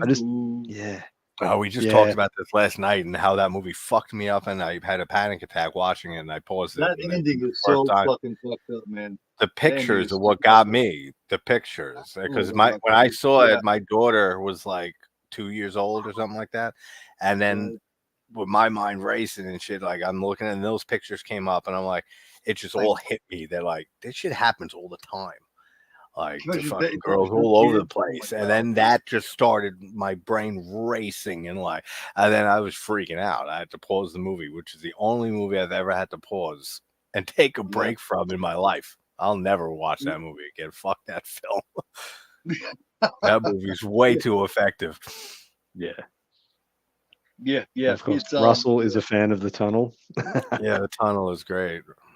Tunnel is very good. And that documentary, Ginger, I was telling you about, that's on Shudder about it after the 10-year of The Tunnel. It was good. I watched it a few weeks ago. It's really good. They have interviews with the cast and stuff and recollecting everything about filming it, and really, really interesting.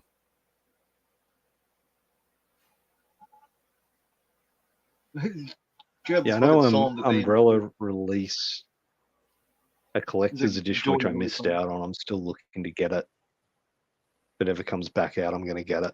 Or if I see it on eBay, I'm going to get it. Love her outfit there.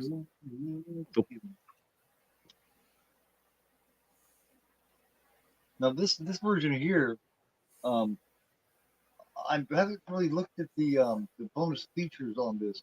What kind of bonus does your copy have, man? This has got Valley Girls at the End of the World, Last Time. Well, it's an Arrow edition, so I don't have enough light here. Let me just turn this light on.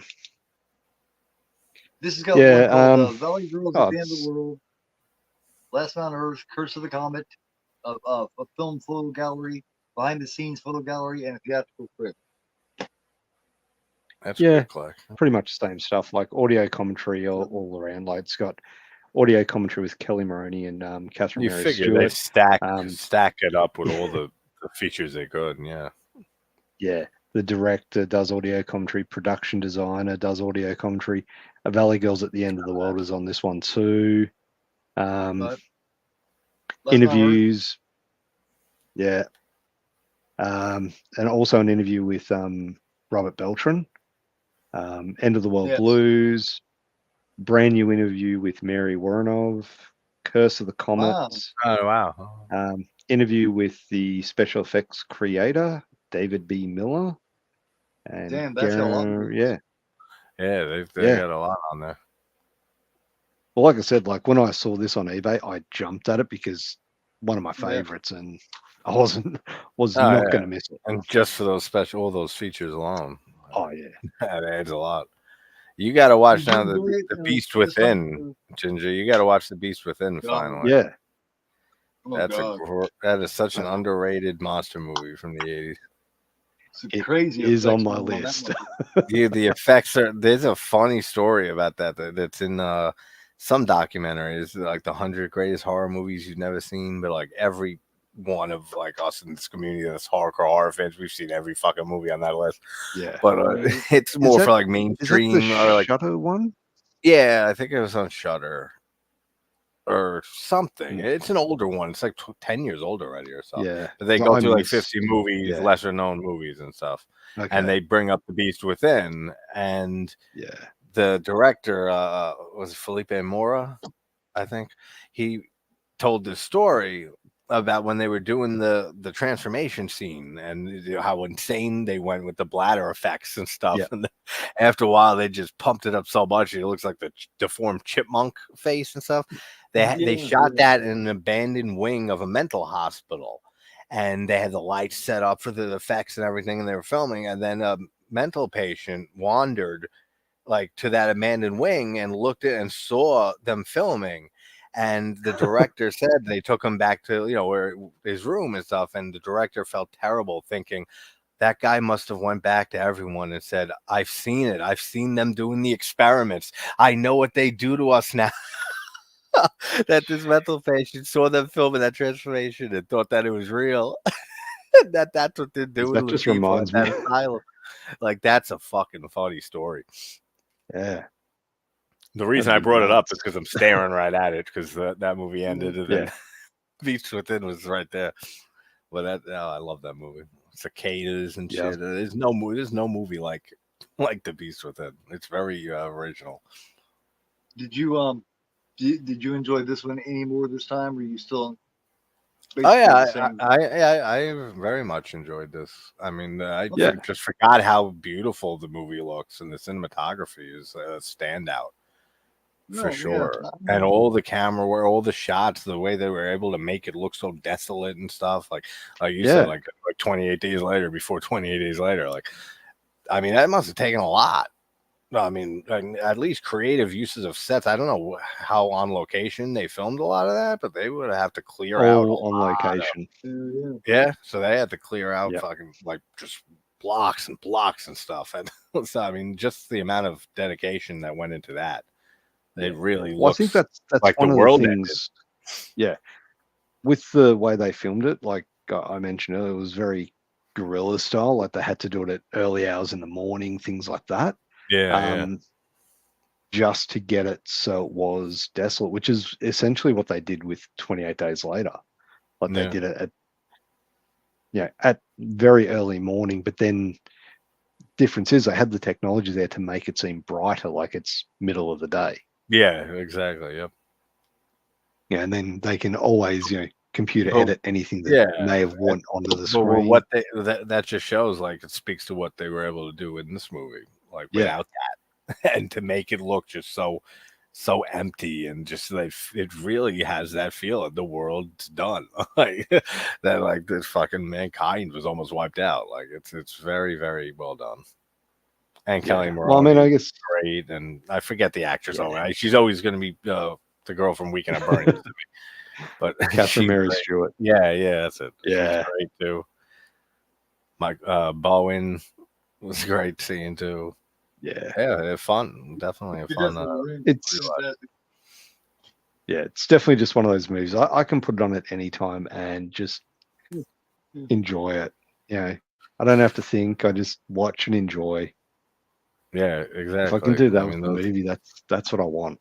Half the time I don't want to be thinking about a movie. I want to watch it and enjoy it. You can just take your mind off anything and just watch some fucking fun movie, whether it's fun, terrible, or just fun, entertaining. That's like the best thing. Russell, I agree with that. 3 best transformation scenes in movie history: A Werewolf in London, The Howling, The Beast Within. I'd put The Beast Within up that high up. I do. Even though it's so over the top, like that's the transformation to end all transformations, just because of how insane they went with the effect to like a comical level almost. But it still looks good in my opinion. It still looks fucking creepy. Come out, man. That's what you want. I was a kid when that came out, so that's pretty disturbing to a 7 or 8 year old kid. Yeah, and then you got the whole thing with the cicadas and stuff, and the cicada noises throughout that movie, and then he basically is like a cicada in a way. Like I've never heard like cicadas as a plot like device in a horror movie that like cicadas are the like main part of the plot in a way, like which is just so original. I've never seen that in anything else. Yeah, no, it doesn't sound like anything I've seen. Yeah, no, it's I've definitely got it on the list. So I'm going to chuck it on. Is it more of a Would you classify it as a trashy 80s film? I wouldn't say like trashy. Nah, I wouldn't say it would fit like a Trashy Tuesday. Nah, it's more of just like a very underrated, very 80s, especially in 82 it came out. That was the year of the bladder effect. And just a very good creature. Yeah, the cast is great. And it's just it's a great creature feature. Like it's just a very underrated monster. There you go. Exactly. It's creature feature. Yeah. Yeah. But not like but not like in like a trashy way and stuff. Like it's actually it's very well made, well shot and stuff.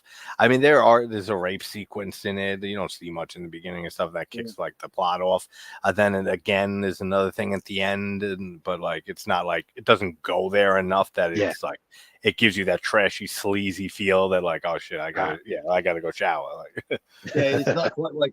Yeah, it's not quite like Humanoids from the Deep or anything. No. Yeah, that's a good comparison. Actually, it's that would be a good trashy movie. Humanoids from the Deep. I'll have to check that one out. I'm sure I've seen that one. I know because you had in your latest kills. Oh yeah, one, Humanoids. Right? Yeah. Humanoids is a lot. It's an insane fucking movie, but the effects are great for how low budget it was too. Roger Corman, like. It looks great. Come in, rape the women, and that's it. That's what they do. They come in out of the sea and rape the women, kill the men. Yep.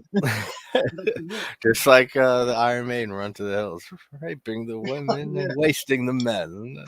Except Humanoids from the Deep instead of fucking Indians. Fuck around. They made no bones about what they wanted to do and what they were doing. So it's like, get the fuck away from there, kill them or something, or somebody get killed. That's exactly it. It's such a ridiculous movie. I'm not sure what I'm. Yeah, I'm not sure if I'm going to continue with the sleepaway camp ones. Yeah, I want to, but I wish you the best if it return if you go there. Well, I mean, really, I've only got two more. I've got The Survivor. That I saw once, and then Return. That's like a weird movie. It's like. I don't even know. It's just like a lot of walking from what I remember. And I haven't seen it I didn't cover it when I did the series. I just skipped right over that. Yeah. Because it was like supposed to be a fourth one, but then it became like something else. And then it got turned back into it. Like some weird, crazy production that it had. That it's not even really like a film, or a film at all, but it's not really in the series. But it is. Well, from what I was reading about it, it's very similar to Silent Night, Deadly Night Part 2, where it's part clip show as well, like from previous ones, because it does have Felissa Rose back in it. Yeah, it has, and I know she's back in Return as well. Yeah, for like fucking 2 seconds, and that shit doesn't fucking help at all because even her performance in that movie when she's in it is so over the top and ridiculously stupid. And I love Felissa, but like that's like the one performance I can think of from her that I said, "What the fuck is she doing?" Like she has a scene where she laughs and like she has this insane maniacal laughter, and it's so over the top. And it's like I saw it and I was like, Felissa, like I know how great you are. Like what the fuck was that? Like that's literally how I felt watching that movie. That movie wiped me out. Vic Morrow's in it. Crap. Yeah, and the guy Big Pussy from The Sopranos is in it too, and he is awful too. Everybody is. No, I was looking at Humanoids from the Deep. Return to Sleepaway Camp has Big Pussy, and he's awful too. That's another show. We were talking about Oz earlier. I never got into The Sopranos. The Sopranos is great. Yeah. I got into it young just because like my dad grew up in the garment industry. He's Irish, but like he grew up with all the mobs and stuff like that in Manhattan, and they all owned the garment industry and stuff. So like he was into that stuff in the mob movies and shit like that. So he showed me Goodfellas and Casino and stuff like that. And then I got into The Sopranos because of that. Great show. Yeah, no, I only just finished watching The Wire. The Wire. Now I've moved on to The Killing. So I'm going to get through The Killing. Then that's like movies. I've got so many TV shows to catch up on as well. Yeah, me too. I can't. That's what I have. Just a few. I have a few Flanagan series still to catch up on. Like with one, I love everything Flanagan's done. But then once he went to Netflix and started churning out those TV shows, it got too much for me to catch up with. I mean, I finally saw Haunting a Hill House like a year and a half ago. That was actually good. I enjoyed that one. Very Bly good. Manor, Hill House. Yeah, Bly Manor I saw too, and Black Mass. I still got to see the House of Usher. Is his last one, and there's like one or two other ones. Started on that. Yeah, there's so much. The Midnight Mass one, that took ages to actually do something. Yeah, and I was like, come on, it can be slow to start off, and past start off point. Oh yeah, but like when it really starts going, it's great. Yeah, and I think that's the same with most of his shows, like with Bly Manor, Hill House. Yeah, they build up, and I do like that about it. They do have that build up to it, and the fact that you can binge them makes it like a giant movie. Yeah, exactly. But I ain't got that much time. Yeah, that's fine if you binge watch it. Yeah, there's fucking how many episodes? 10, 12, whatever episodes, hour long each. It's like that's why I fell off watching a lot of shows. That's why I fell off watching American Horror Story. I mean, besides the quality dropping immensely, but besides that, I didn't even watch the latest season. I haven't seen the latest season with Kim Kardashian, and she was in that show. Fuck that. Yeah, the latest season. I would never watch that season. I hate that bitch. I hate the Kardashians. Yeah. Like my daughter's mother, that was her favorite show for like when we were together. I wanted to kill somebody every time that show came on. I heard one of their voices. I saw them. What spoiled little whores. Yeah. That's what's their claim to fame? What's their claim to fucking fame? I mean, really, what did they do that made them so great and famous? I mean, she got fucked on camera, and her sick mom put it out to the world. And the father obviously defended OJ, and the father defended OJ. That's the only reason. That's it. That the and I mean, that is the main thing. And then, show? I mean, come on. Well, they were friends with Paris Hilton and whatnot, so they grew up in that area. Also. But the only reason they really became famous was that sex tape, like that blew up, and that's what. And her mom put it out. Good looking and had sex tapes, and they were rich. That's all they had. But I mean, rich, good looking, and fucking.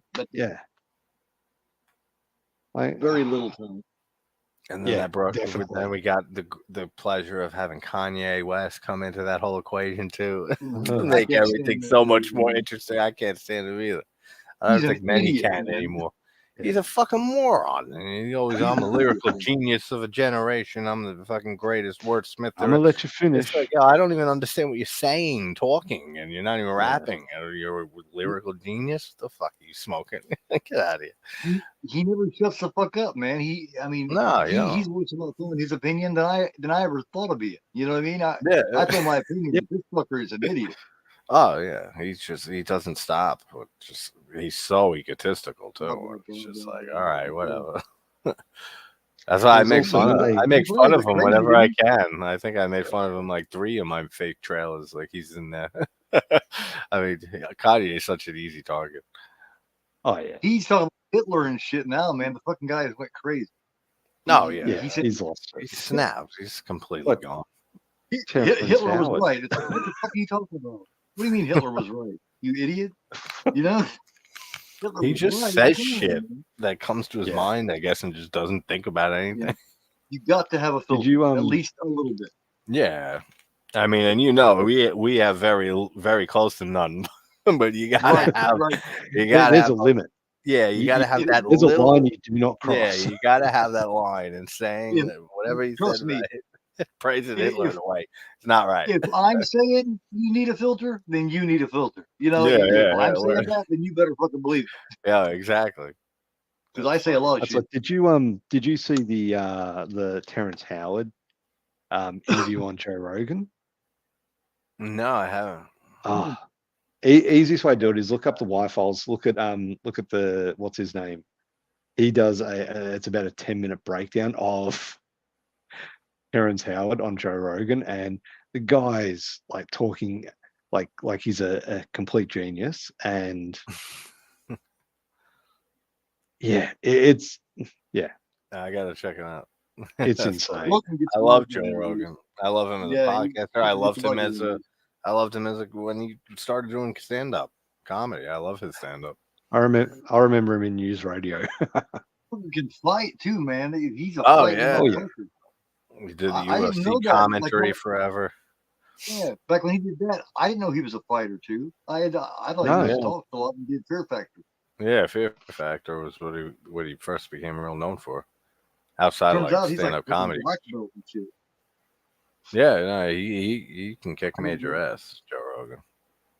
Yeah, I feel like he's sold like out. I said, I first saw him in news radio, and I never put to him like he's this big tough guy, like, right? Because he was this funny, dopey, lovable, handyman.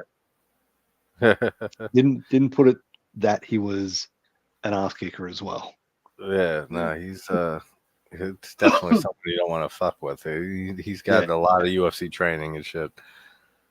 Blew my mind. Yeah, he's like a black belt in jiu-jitsu or one of them.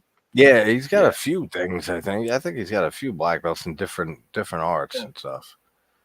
Blew my mind, man. Made he me talks about it a decent amount. Yeah, he talks about it a lot whenever it comes up, like that subject. He'll talk about it on his podcast, his history with it and stuff. His stand-up though is very good. Like specifically, I forget the year. Maybe it's 2008. It's on YouTube. Yeah, if you like stand-up and like Joe Rogan, watch that one. Like he has a backwards hat on. That's the best way I can describe it. But he goes into some like theories and like fun theories about like how like the Egyptians and stuff, they were all lazy, the workers, and they just fucked out the smart ones, and then all the smart people died, and then like they reverted back to the caves, and then like who built these pyramids after a few generations? Aliens had to do that. We can't do this. Like the whole he goes on this whole segment that's just fantastic. Like he's so good. Yeah, he's very big on the conspiracy shit. This motherfucker can just talk. You know what I mean? He gets a subject and he just talks. Oh yeah, and he makes it interesting. But I mean, I started watching his show. I feel like he definitely got silenced or bought out or something at some because he's changed his opinions on a lot of conspiracies. He used to be so pro moon landing hoax. And then after he got that big ass fucking millions of dollar whatever deal with for his podcast and stuff. Now he's like, I think we went to the moon, and he's backpedaled on a lot of stuff that he's been saying and sticking to for years. So I feel like he definitely sold out a bit. Money. Yeah, like I've never believed that. I don't believe we went to the moon. Yeah. All of a sudden we made it. We was in this big race with Russia.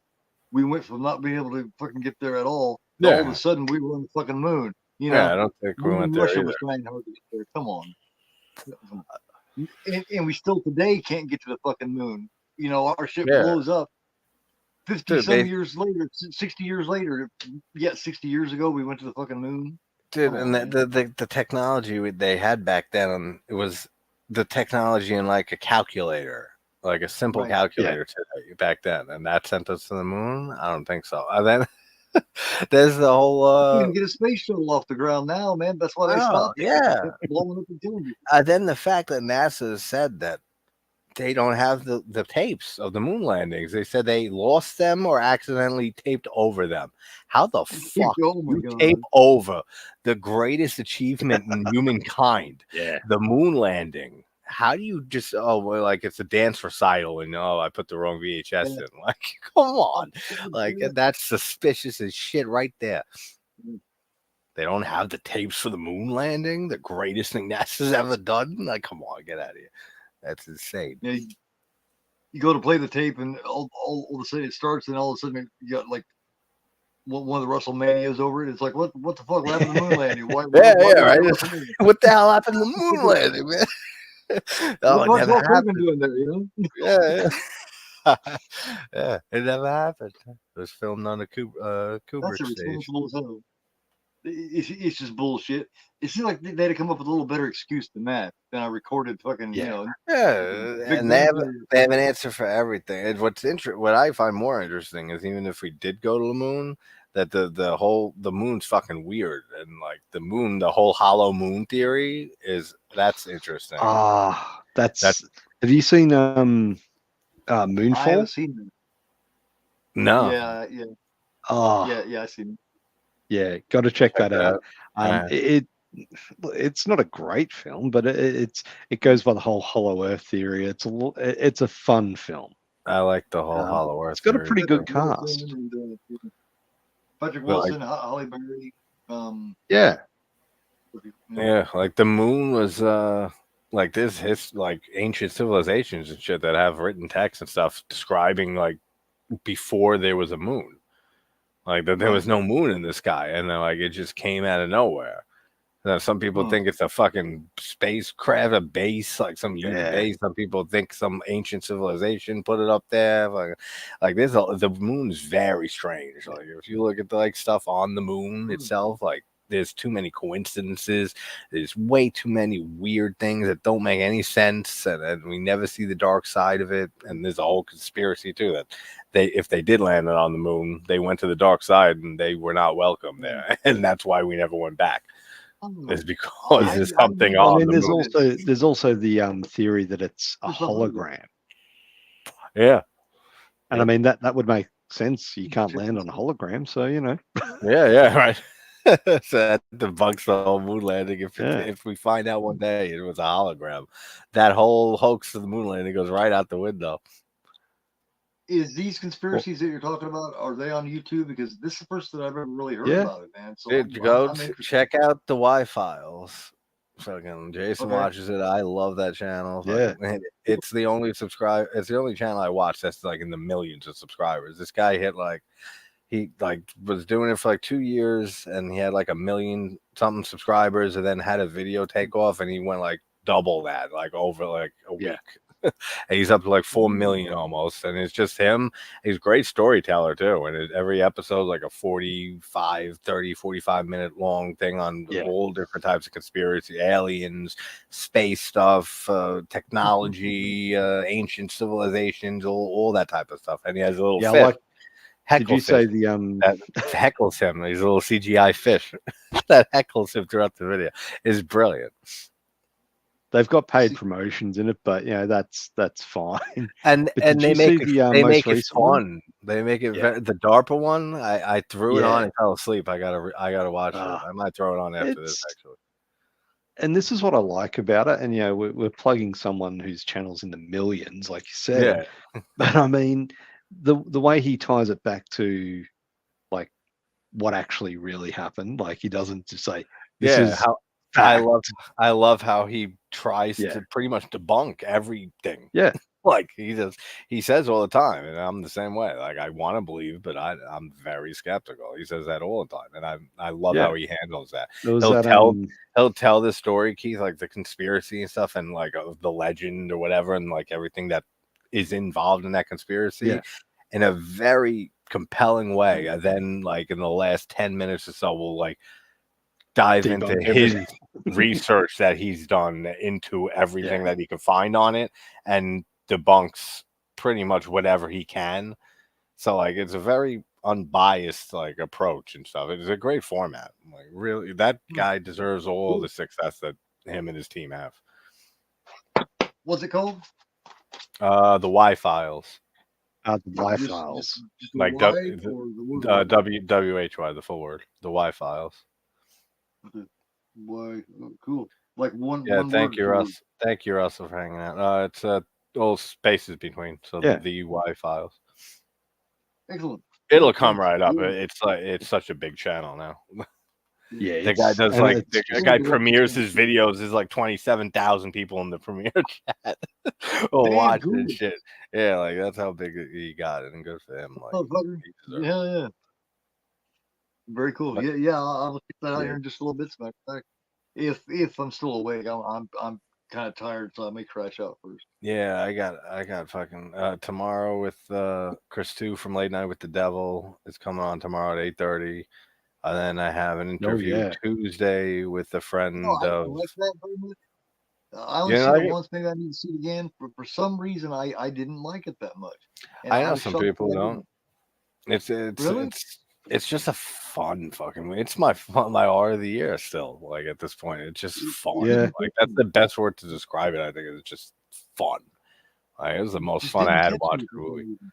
Yeah, I was kind of halfway distracted too. I had some other shit going on. That could be it. I mean, that could be. It might be worth rewatching for you because that's one you got to like fully immerse yourself in, like to really get into. I usually have my phone next to me. Yeah, I do. Usually, I'll have my phone next to me and I'll look at it, or I'll have my iPad, whatever.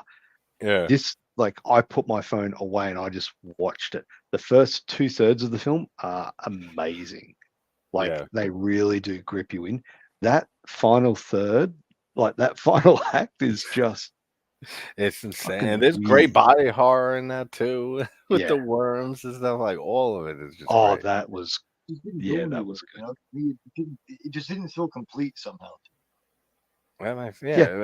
Try get another watch at some point. See if maybe it clicks. I always do. That's what I do too. I give like maybe like a 6-month year period, and then I'll go back and revisit a movie that I didn't feel like 100% how I felt on it. And then I'll go back and then make like a final say on it. Like X was like that with me. The first time I seen it, because I heard so much about it and everybody talked about how great it was. And then I seen X and I was like, well, yeah, it's okay. It's pretty cool. But the second time I seen it, I dug the fuck out of it. Now I love it. Yeah, I know. It's a fucking masterpiece. Same with Pearl. And I know a lot of people who did. I know a lot of people who don't like Pearl and love X and vice versa. Great. I loved X. Like the minute I watched it, I just fell in love with it. Like just the idea behind it. And even though it took a while to build up, when you got to that payoff, that really kicked it into high gear. And that's what I like, that the slow build. I don't even call it a slasher film. The story and the script is so integral and is so good that it doesn't fall into slasher category for me. Like it's not a slasher. The story is it's so well written. There's so many great connections between Pearl and X and the references here and there and callbacks. Like it's so much more than a slasher film. But that's why I think a lot of people went to Pearl loving X and thinking like it more of a slasher film, and then were disappointed with Pearl because it's a completely different movie.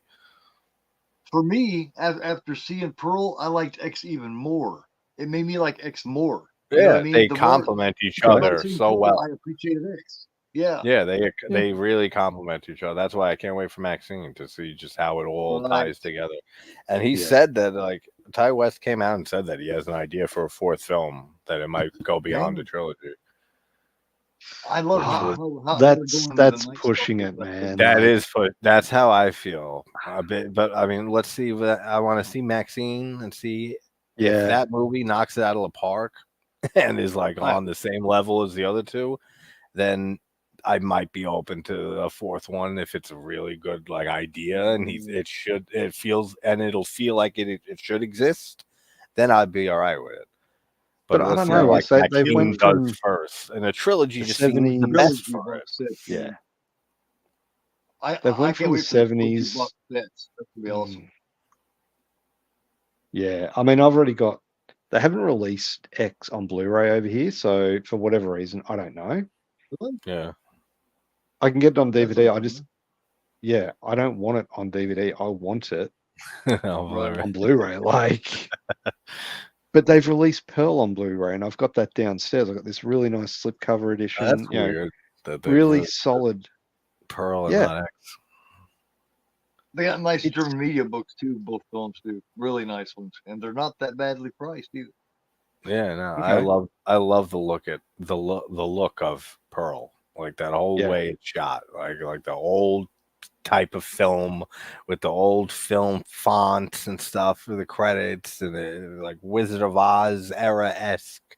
Like it's so well shot.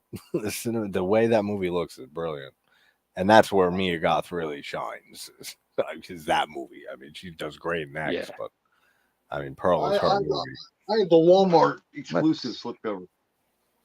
Nice. Awesome. I fucking love both those. Those were both tied for my 2022 best horror films. It was Pearl. I like a little more, but they were tied for one. Yeah. And last year was Damien Rugna's When Evil Lurks. Was my top horror. I still haven't seen that one, but then again, I also need to watch Terrified. Yeah, you got to see both of those. Those are such great. Well, Terrified is not really possession, but like When Evil Lurks is like really original in the possession genre. Yeah. Terrifier 2 that I had signed by her, Laura. Lauren LeVere. Yeah. Oh, nice. I can't wait for Terrifier 3. Yeah. I'll probably be having Steve Barton on again, the executive producer for 2 and now 3. He has a book, an autobiography that he's very proud of and promoting. It comes out in like December. So I asked him, I said, if you want to come on and talk about your book and stuff, like I'd love to help you promote it and talk about it. He said, yeah, absolutely. He said, I can send you a digital copy and stuff.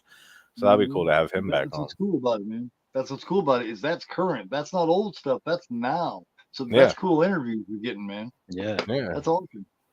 No, yeah. I mean, that's the thing that's all I like about your interviews. Like, you do have a good mix of, classic, but also the new.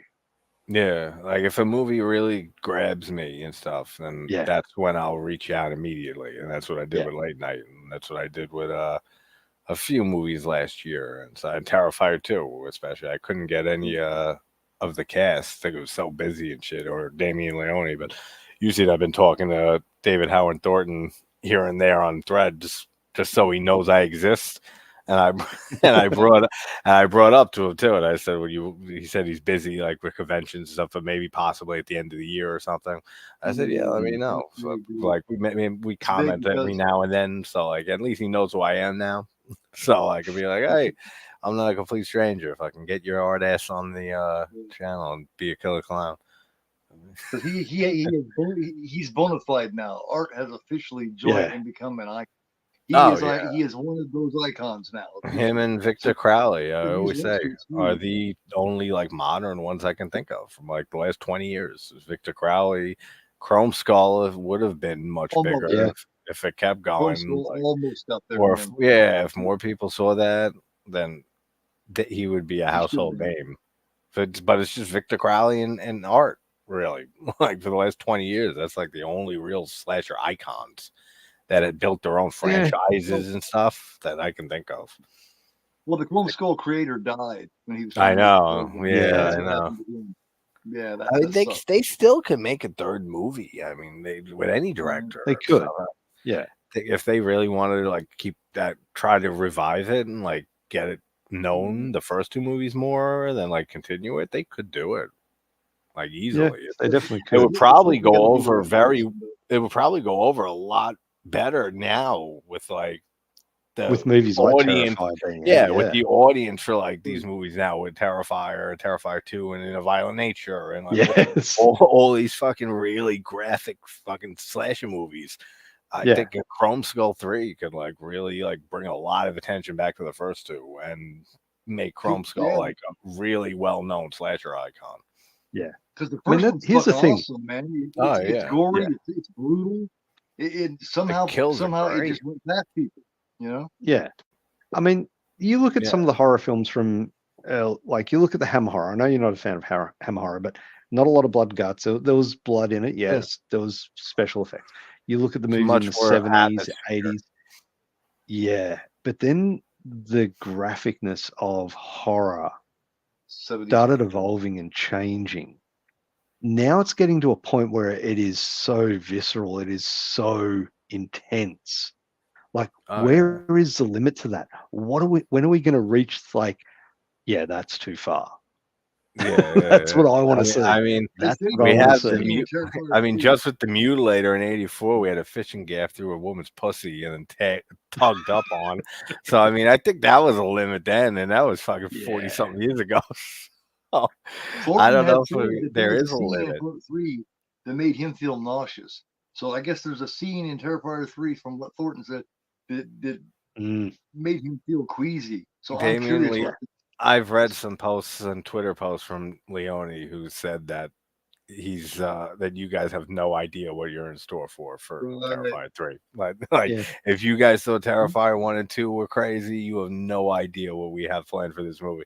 Like that's how, and he had a tweet that he put up of like him sending of like responses from friends of his that he showed certain scenes to, and they'd be like, holy shit, like, yo, that's just so Terrifier, and like, well, I'm really hyped for that movie.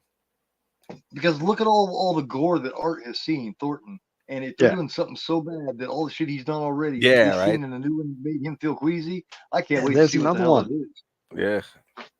Russell's got a good call. The Collector and the Collection films. Yeah, again. I thought of the Collector when we were just talking slasher icon, but I don't feel like he's a slasher, like your typical slasher. No, kind of more like Jigsaw-esque. That's more like torture porn to me, kind of. It felt more like that aspect. Yeah. More on the great movie. Yeah, I mean, it was and that was good. That was supposed to have a third one too, and that never happened. The Collection. Yeah, the Collection, I mean, right? it may still. It may still. Yeah, I've been hearing about the third movie for fucking years. So I don't know what if it's just development hell, if they even started working, if there's no plan for it. I have no idea. Yeah, apparently Terrifier 3 is set at Christmas. Yeah, it's a Christmas slasher this time. So at least we move away from Halloween for a bit. Yeah, he did. Yeah, I thought that was very creative. That took a lot of courage to take him out of the Halloween aspect and put him at Christmas. I thought that was really creative, really cool idea. Hey Val, we haven't had a good Christmas one in a while. Yeah. I mean, the last good Christmas horror movie I saw was Silent Night, Deadly Night Part 2. The Silent Night. I don't care. I still love that one. That is just fun. The remake of Silent Night from 2012. That shit has some vicious kills in it. There's very few kills that's hard for me to watch, like almost none. But when that girl half naked gets shoved into the garbage compactor, dude, that's vicious. That is hard to watch. Like, it is. She sells that shit and just screaming and like half her body's crushed already in the thing, and she's like, please, please. Like, dude, that's hard to watch that shit, especially that she's so sexy too. So it's like, why? Like, could have found an ugly chick on the street and if I could shove her in that compactor. No. He fucking knocks on the door, and that little bratty girl that cusses and disrespects her mom, that little girl comes to the door and he fucking wipes her the fuck out. I loved it. Oh, yeah, with the thing through the chest or whatever it is. Yeah. She was a little bitch, man. I hated that kid already. In like 5 seconds, I fucking hated that kid. There are some characters you just, you love seeing him get wiped out. Like I always think of Melissa, right? Is her name from Part 7 of Friday, when she gets axed in the face and tossed across the room. That bitch had to come in the entire movie, and that is always satisfying. I've seen all the Fridays. It's 7 years old, a million times. Every time I watch Part 7 and she gets axed in the face, I almost clap. It's like a mandatory clap scene. It's like, hell yeah. Yeah. Then again, you've got the characters like, and I know, Scream, the latest one's not good, but how the fuck are they still alive? Like, they were stabbed 58 freaking times. Dude, the fact that Emma Roberts was the killer in 4 at all and didn't get just pummeled to death immediately by the first person she tried killing, that's why that series just doesn't work for me. They have these killers that there's no way that small bitch took out Dewey in 5 and killed him. There's no way, and I believe that. The guy's a fucking police officer. He's not the greatest one we've seen through the whole series, but there's no way that she's overpowering Dewey and killing him like that. Get the fuck out of here. And people get stabbed, like you said, 1,000,000 times in these last few movies, and they're fine. The scene later, they just got like a fucking cast when they were stabbed in the heart 7 times. Like, there's nothing. No, we're fine. It's fucking head first into fucking picture frames to bust her head open. Bam! I was like, God damn, man! Somebody. I'll give that film that had that. That is cool. When she starts going, that is one thing in the series besides the first movie. 4 might be my favorite in the series out of, like, besides the original. Because of her. Because of Emma Roberts and because of her, going nuts like that at the end and fucking herself up all over the place to make it look like she was God damn. Yeah, she. I've always liked Emma Roberts. Table and shit. Yeah, just falls back. That fucking much. Yep. When they, I do too. I mean, at this point, so I would probably do the same shit. She can't go nowhere without when she was in American Horror Story. That was good. Yeah, no, I love her in that show. Yeah. She creates killers. Just being around her makes you want to be a fucking killer. Right? Because she's so good and that fucking portraying it. I want to be just like you. Sydney, oh my god. Fun stuff. Everybody turned on her, man. Yeah. I mean, didn't that have Macaulay Culkin's brother in it? Like, wasn't he the other killer? Yeah. Spoiler alert if you haven't seen it, but fuck you if you haven't. Yeah, exactly. This shit's been out forever. Yeah.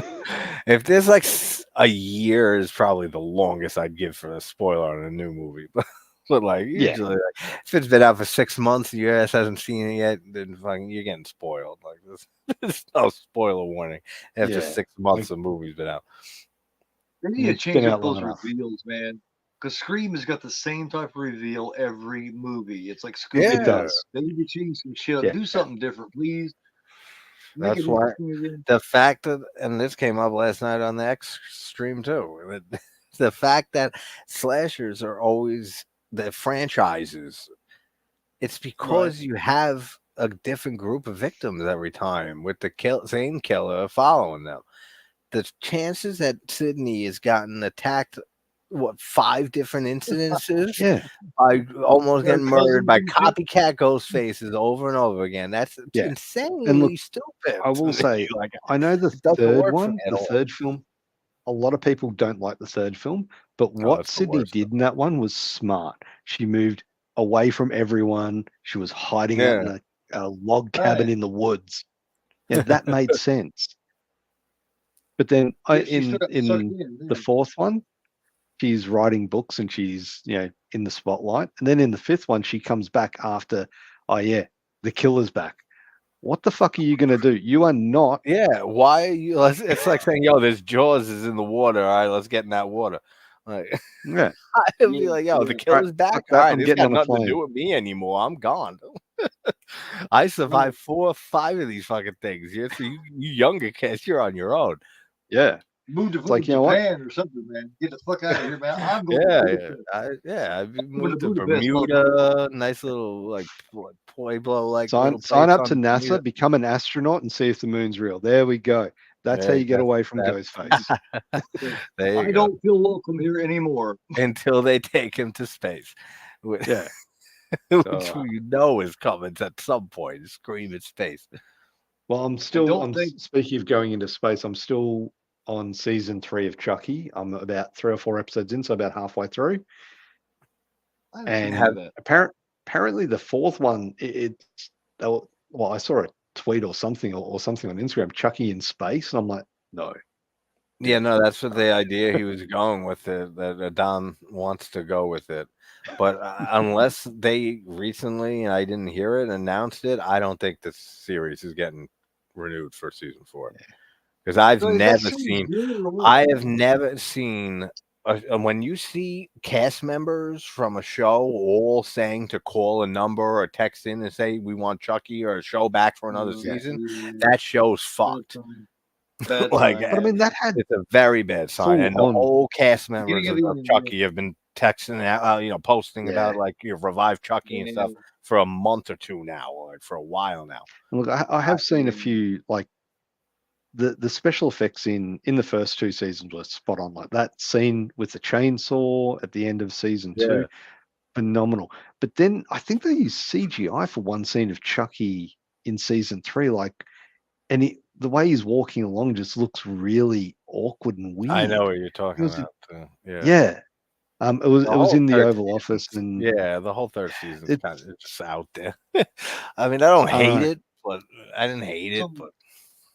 It's the weakest in the whole franchise. I've never seen any of it. Would you guys recommend it, or if you're a big, how do you feel about the Child's Play movies? Like the original 3. The 3. I'm not so big on the Bride and all that shit, but the first 3, Then it'll probably be 50, the issue. 50.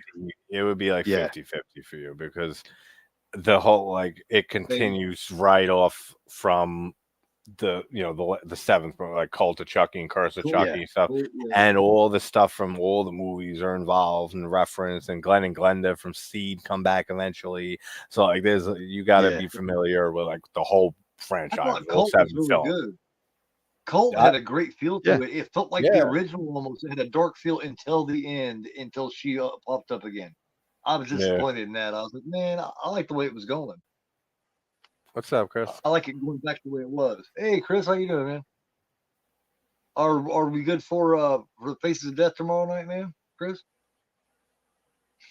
I assume we are. I mean, we talked about it. I haven't made up the thing yet for StreamYard, but I assume that's what we were doing. Yeah, that was fun. Chris and Larry joined me for the X watch last night. That was a good time, Chris. Yeah, thanks again for joining. I popped through and listened for a minute. I was busy, but yeah, I popped in there and listened to you guys. This we are awesome. I haven't seen the original Faces of Death in a long time.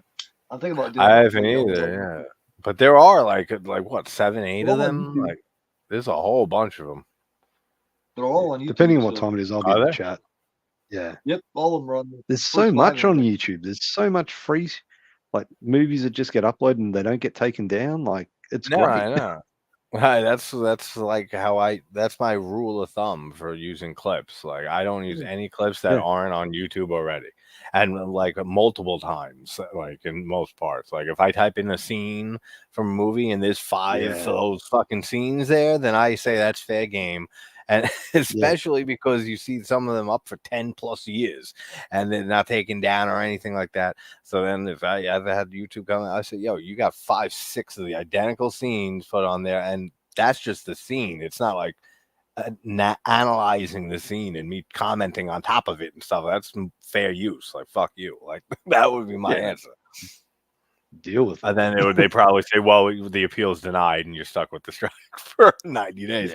But I would fight that shit. Wishy-washy with that, man. You can never tell what's going to get you a strike or what they're going to call copyright. Yeah, because it could happen way past the check process. It could happen like months down the road, years down the road. You got on here 2 or 3 years ago that they could strike something. It's because sometimes you'll just have somebody involved with that movie finds the video eventually, and then they report it for copyright, and then that's often. I know, and that's often the reason why long periods down the road, while you'll get hit with a copyright strike on something that's been up for years, even. I mean, what the fuck? It's been fine all this time. A lot of stuff going on with YouTube at the moment, apparently, like with demonetization or making it harder for people to actually get any money out of YouTube, which is, it is what it is. But I've heard some actual horror stories coming out now. Well, Liv from Liv Style Rewind got demonetized and lost like her 30 members and stuff and everything and stuff because they called her content sexually gratifying content or something like that. And she got demonetized. Hobbs got demonetized like a year ago. I don't know how I'm monetized. I don't know how. I mean, half my videos are ineligible for. It comes up and says ineligible for or they limited ads. That email, man. They always send you that email. Sorry, but you blah blah blah blah. Yeah. I know. It pops up right after you upload it. Now you hear an email notification. I know it's from YouTube saying it. You know it. I have a whole line of them. saying sorry. You cannot do it. Can't use this. This is copyrighted. You have a claim. This can't be monetized. Or there's limited ad suitability because nobody wants to put ads on Curb Your Enthusiasm for 15 minutes with cursing galore.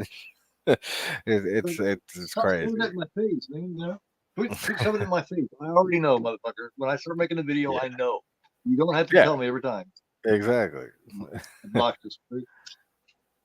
haven't reached that level yet. Like, my watch hours are still too low and my subscriber limit's just under. So we'll get there eventually. You're like 1-2 away from 750, right? So I know. I mean, I was hoping to hit 750 by today, but I mean, I'm one off. Who cares? I just broke 1100 today. You're coming close to catching me, man. You're coming close to catching me. You're only about 30 back now. I just yours. You both are going to be at 1,000 within a few months, maybe. I would assume. A few months. I mean, I noticed yours went up. Man, it's been hard for me, man. I haven't grown hardly at all the last 2 or 3 months. That I'm telling you, like we've talked a few times. I'm telling you, the strike has a lot to do with it. Because even my numbers were fucking low during it. When I had the same strike hanging over at the same time that just expired for both of us, that every time I've had a copyright strike, fucking my views plummet. And that's why the watch hours are most important. And that's why I get lucky, because I have long videos and people watch them. So my watch hours are always good. So even during a copyright strike, when the views drop, the people who always watch are still watching. So the views don't matter. And like, so it definitely waited.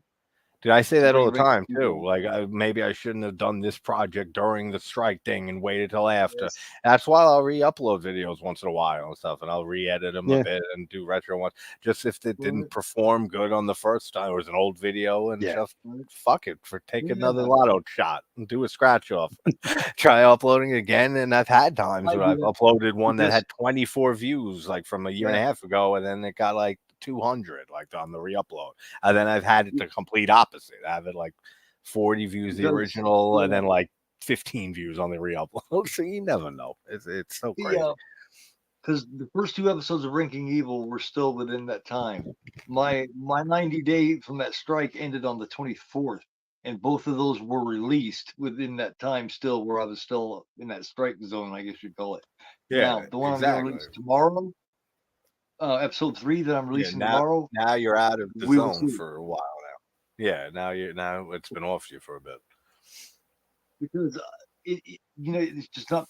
But still, what's weird at the same time, that watch that I did with not watch, but the review of Night Gallery that I did with Mad Blood, that fucker's already a couple hundred.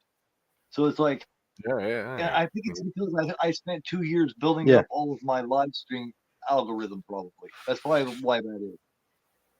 That's how I feel with my videos. That I have so many videos that the more our channels grow, the more backlog you have. That's just more shit that's out there. For the more subscribers you get and the bigger your channel gets, all those past stuff is going to get viewed more and more. And I've been noticing like comments on old videos and shit, like since I hit 1,000, older videos are getting a random comment here and there. So at least I have at least you put the work in early, you know what I mean? Like bust your ass the first year or two and stuff, and then once you like hit 1,000, start taking off, you got a bunch of stuff and content. Well, and the other thing is like, I mean, for me, one of my I mainly do horror like you guys, but my 2 biggest videos are Jean-Claude Van Damme films. Except my Cannibal Holocaust is my highest, 42,000. Besides, then my second highest is the Curb Your Enthusiasm compilation. It's still going. It's at like 15,000. It's got like I don't even know how many thousands of watch hours. It's fucking nuts. And Van Damme ones, I did them last year. Took off out of nowhere. My biggest is I Spit on Your Grave, and it's got like 140,000 views. Yeah, I remember. It kept going and going, that one. That's a big one, man. I'm proud of that one. That's a lot bigger than I thought I'd get. 140,000. There's a new channel that's new to me called Maxwell King. It's a guy does reviews of horror movies and stuff like that. But he did this great review of Cannibal Holocaust. Great review. And it's like, I need to check that out. I need to check that movie out again. I have not seen it in a long time. Yeah. That's in my top 30 movies. Maxwell King. Maxwell King? I remembered it just because of Maxwell Silver Hammer, the Beatles song. He's got some great stuff on his channel as well, so definitely check him out. Awesome. I think I found him with the whole horror YouTuber of the month. He wasn't one that I nominated, but I feel like he could have been if I'd known about him sooner. He's just got some good stuff. Like he did this really funny one on The Exorcist Believer. Great review on that one. Great review. Yeah, I'll check him out. Maxwell King. That was just begging to be fucking reviewed, isn't it? Oh yeah, I mean that wasn't good. It's like, oh shit, you just kind of have to listen to those because you know it's gonna be interesting. That's good, man. That's man. I mean, great news. That's just every now and then the stars just align. Yeah. And you just have a video or a short or a live stream just take off and keep going. Yeah. I mean, I've still got a short that's still getting views. It's Soil and Green, one of my favorite movies, and it's still like picking up, getting comments here and there, and it's like, yeah, all right, okay. I got like maybe 40 shorts that are all Dark Souls, Elden Ring level 1 challenge kills and stuff. That all like there was a point that I was uploading like 2 a day, and they were nonstop just going over 2,000, like 3,000 every single one. So this is like 40 of those shorts that are all because it's such a niche, like niche little community that challenge runs those games. So you type in like a boss name in that series and like no roll and stuff, and my kill's gonna come up in the first 10 or so because there's like 20 people on the planet who do those type of kills. So it's very, very, very niche, which is a good thing. I see that shit. What do you play on? Yeah. Uploading motherfuckers. I was like, damn. What do I play on?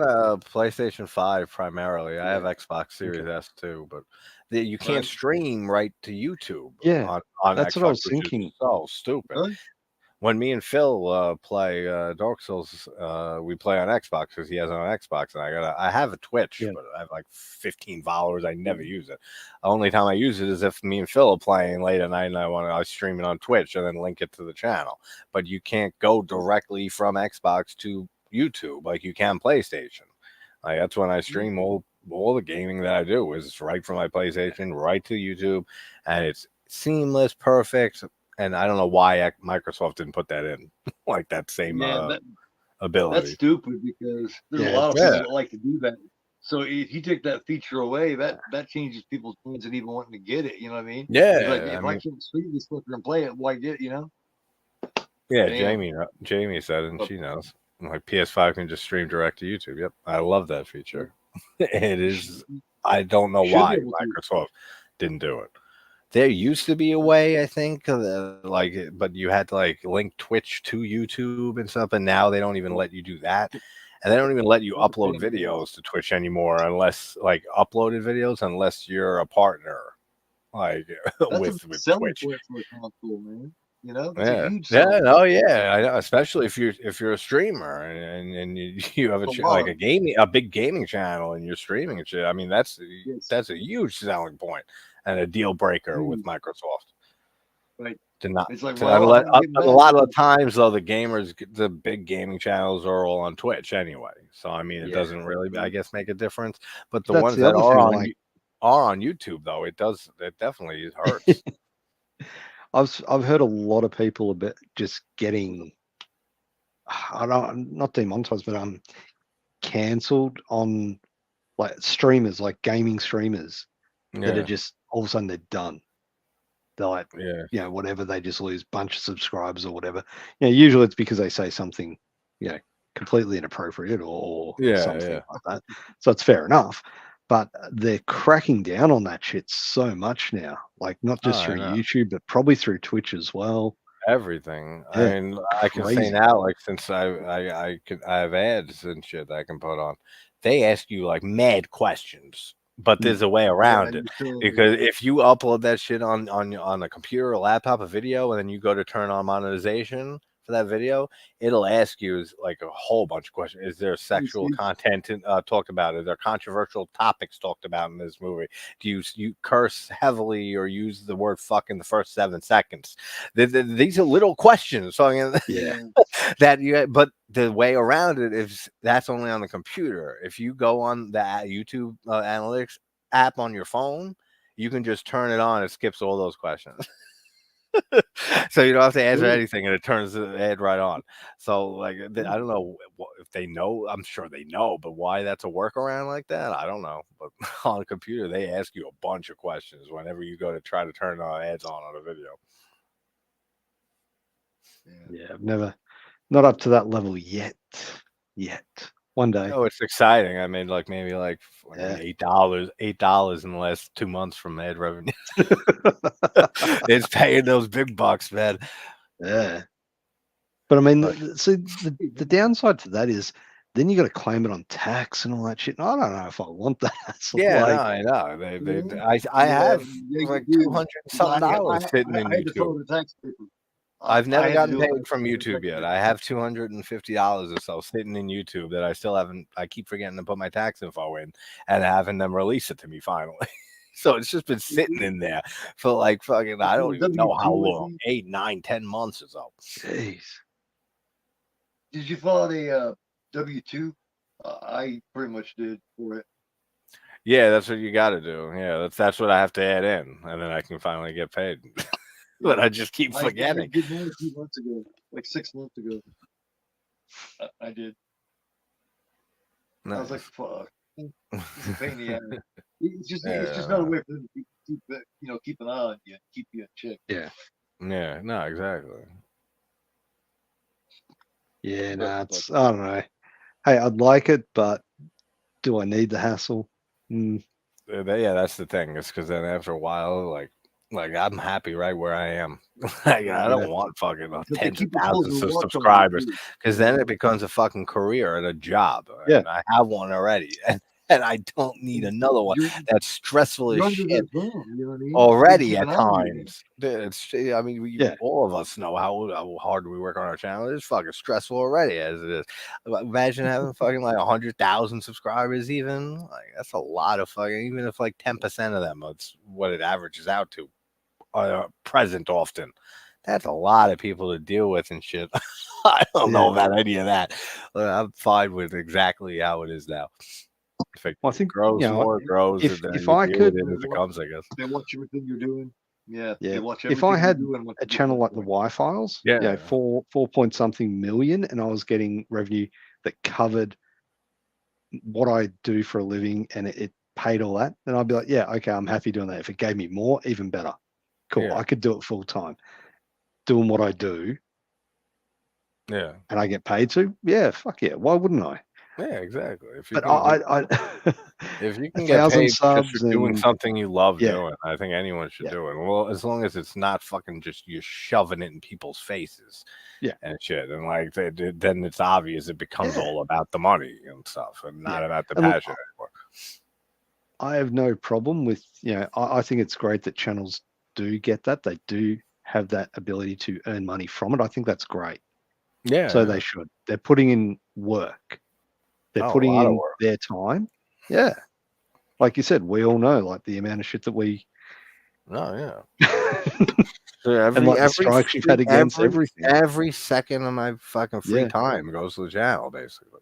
Like every minute of my free time, unless I go out rarely or I have an occasion like a party or a family thing.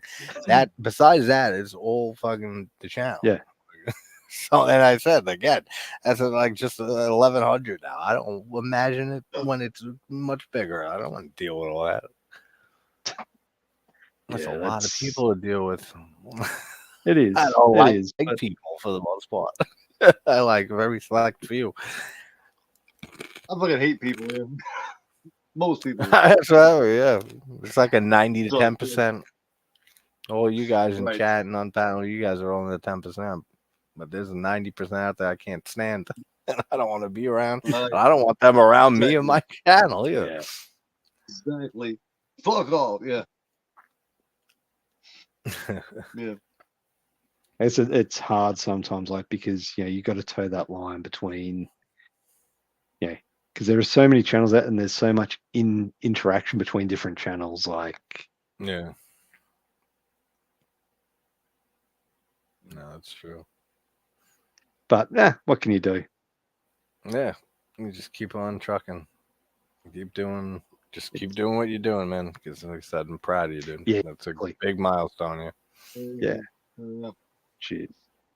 And thanks for having me on. Thank you very much, guys. And thank you very much for being here. And anytime. Anytime. I said you guys are always welcome on my channel. Likewise. It's always a pleasure having you on, just shooting the shit. Whether we're watching a movie or just talking about the fake moon. Yeah, exactly. Yeah. It's always a pleasure having you guys on my channel and as friends as well. So thank you. Of course, man. Likewise. Thank you for everything, and thanks for a fun time. Oh, yeah, man.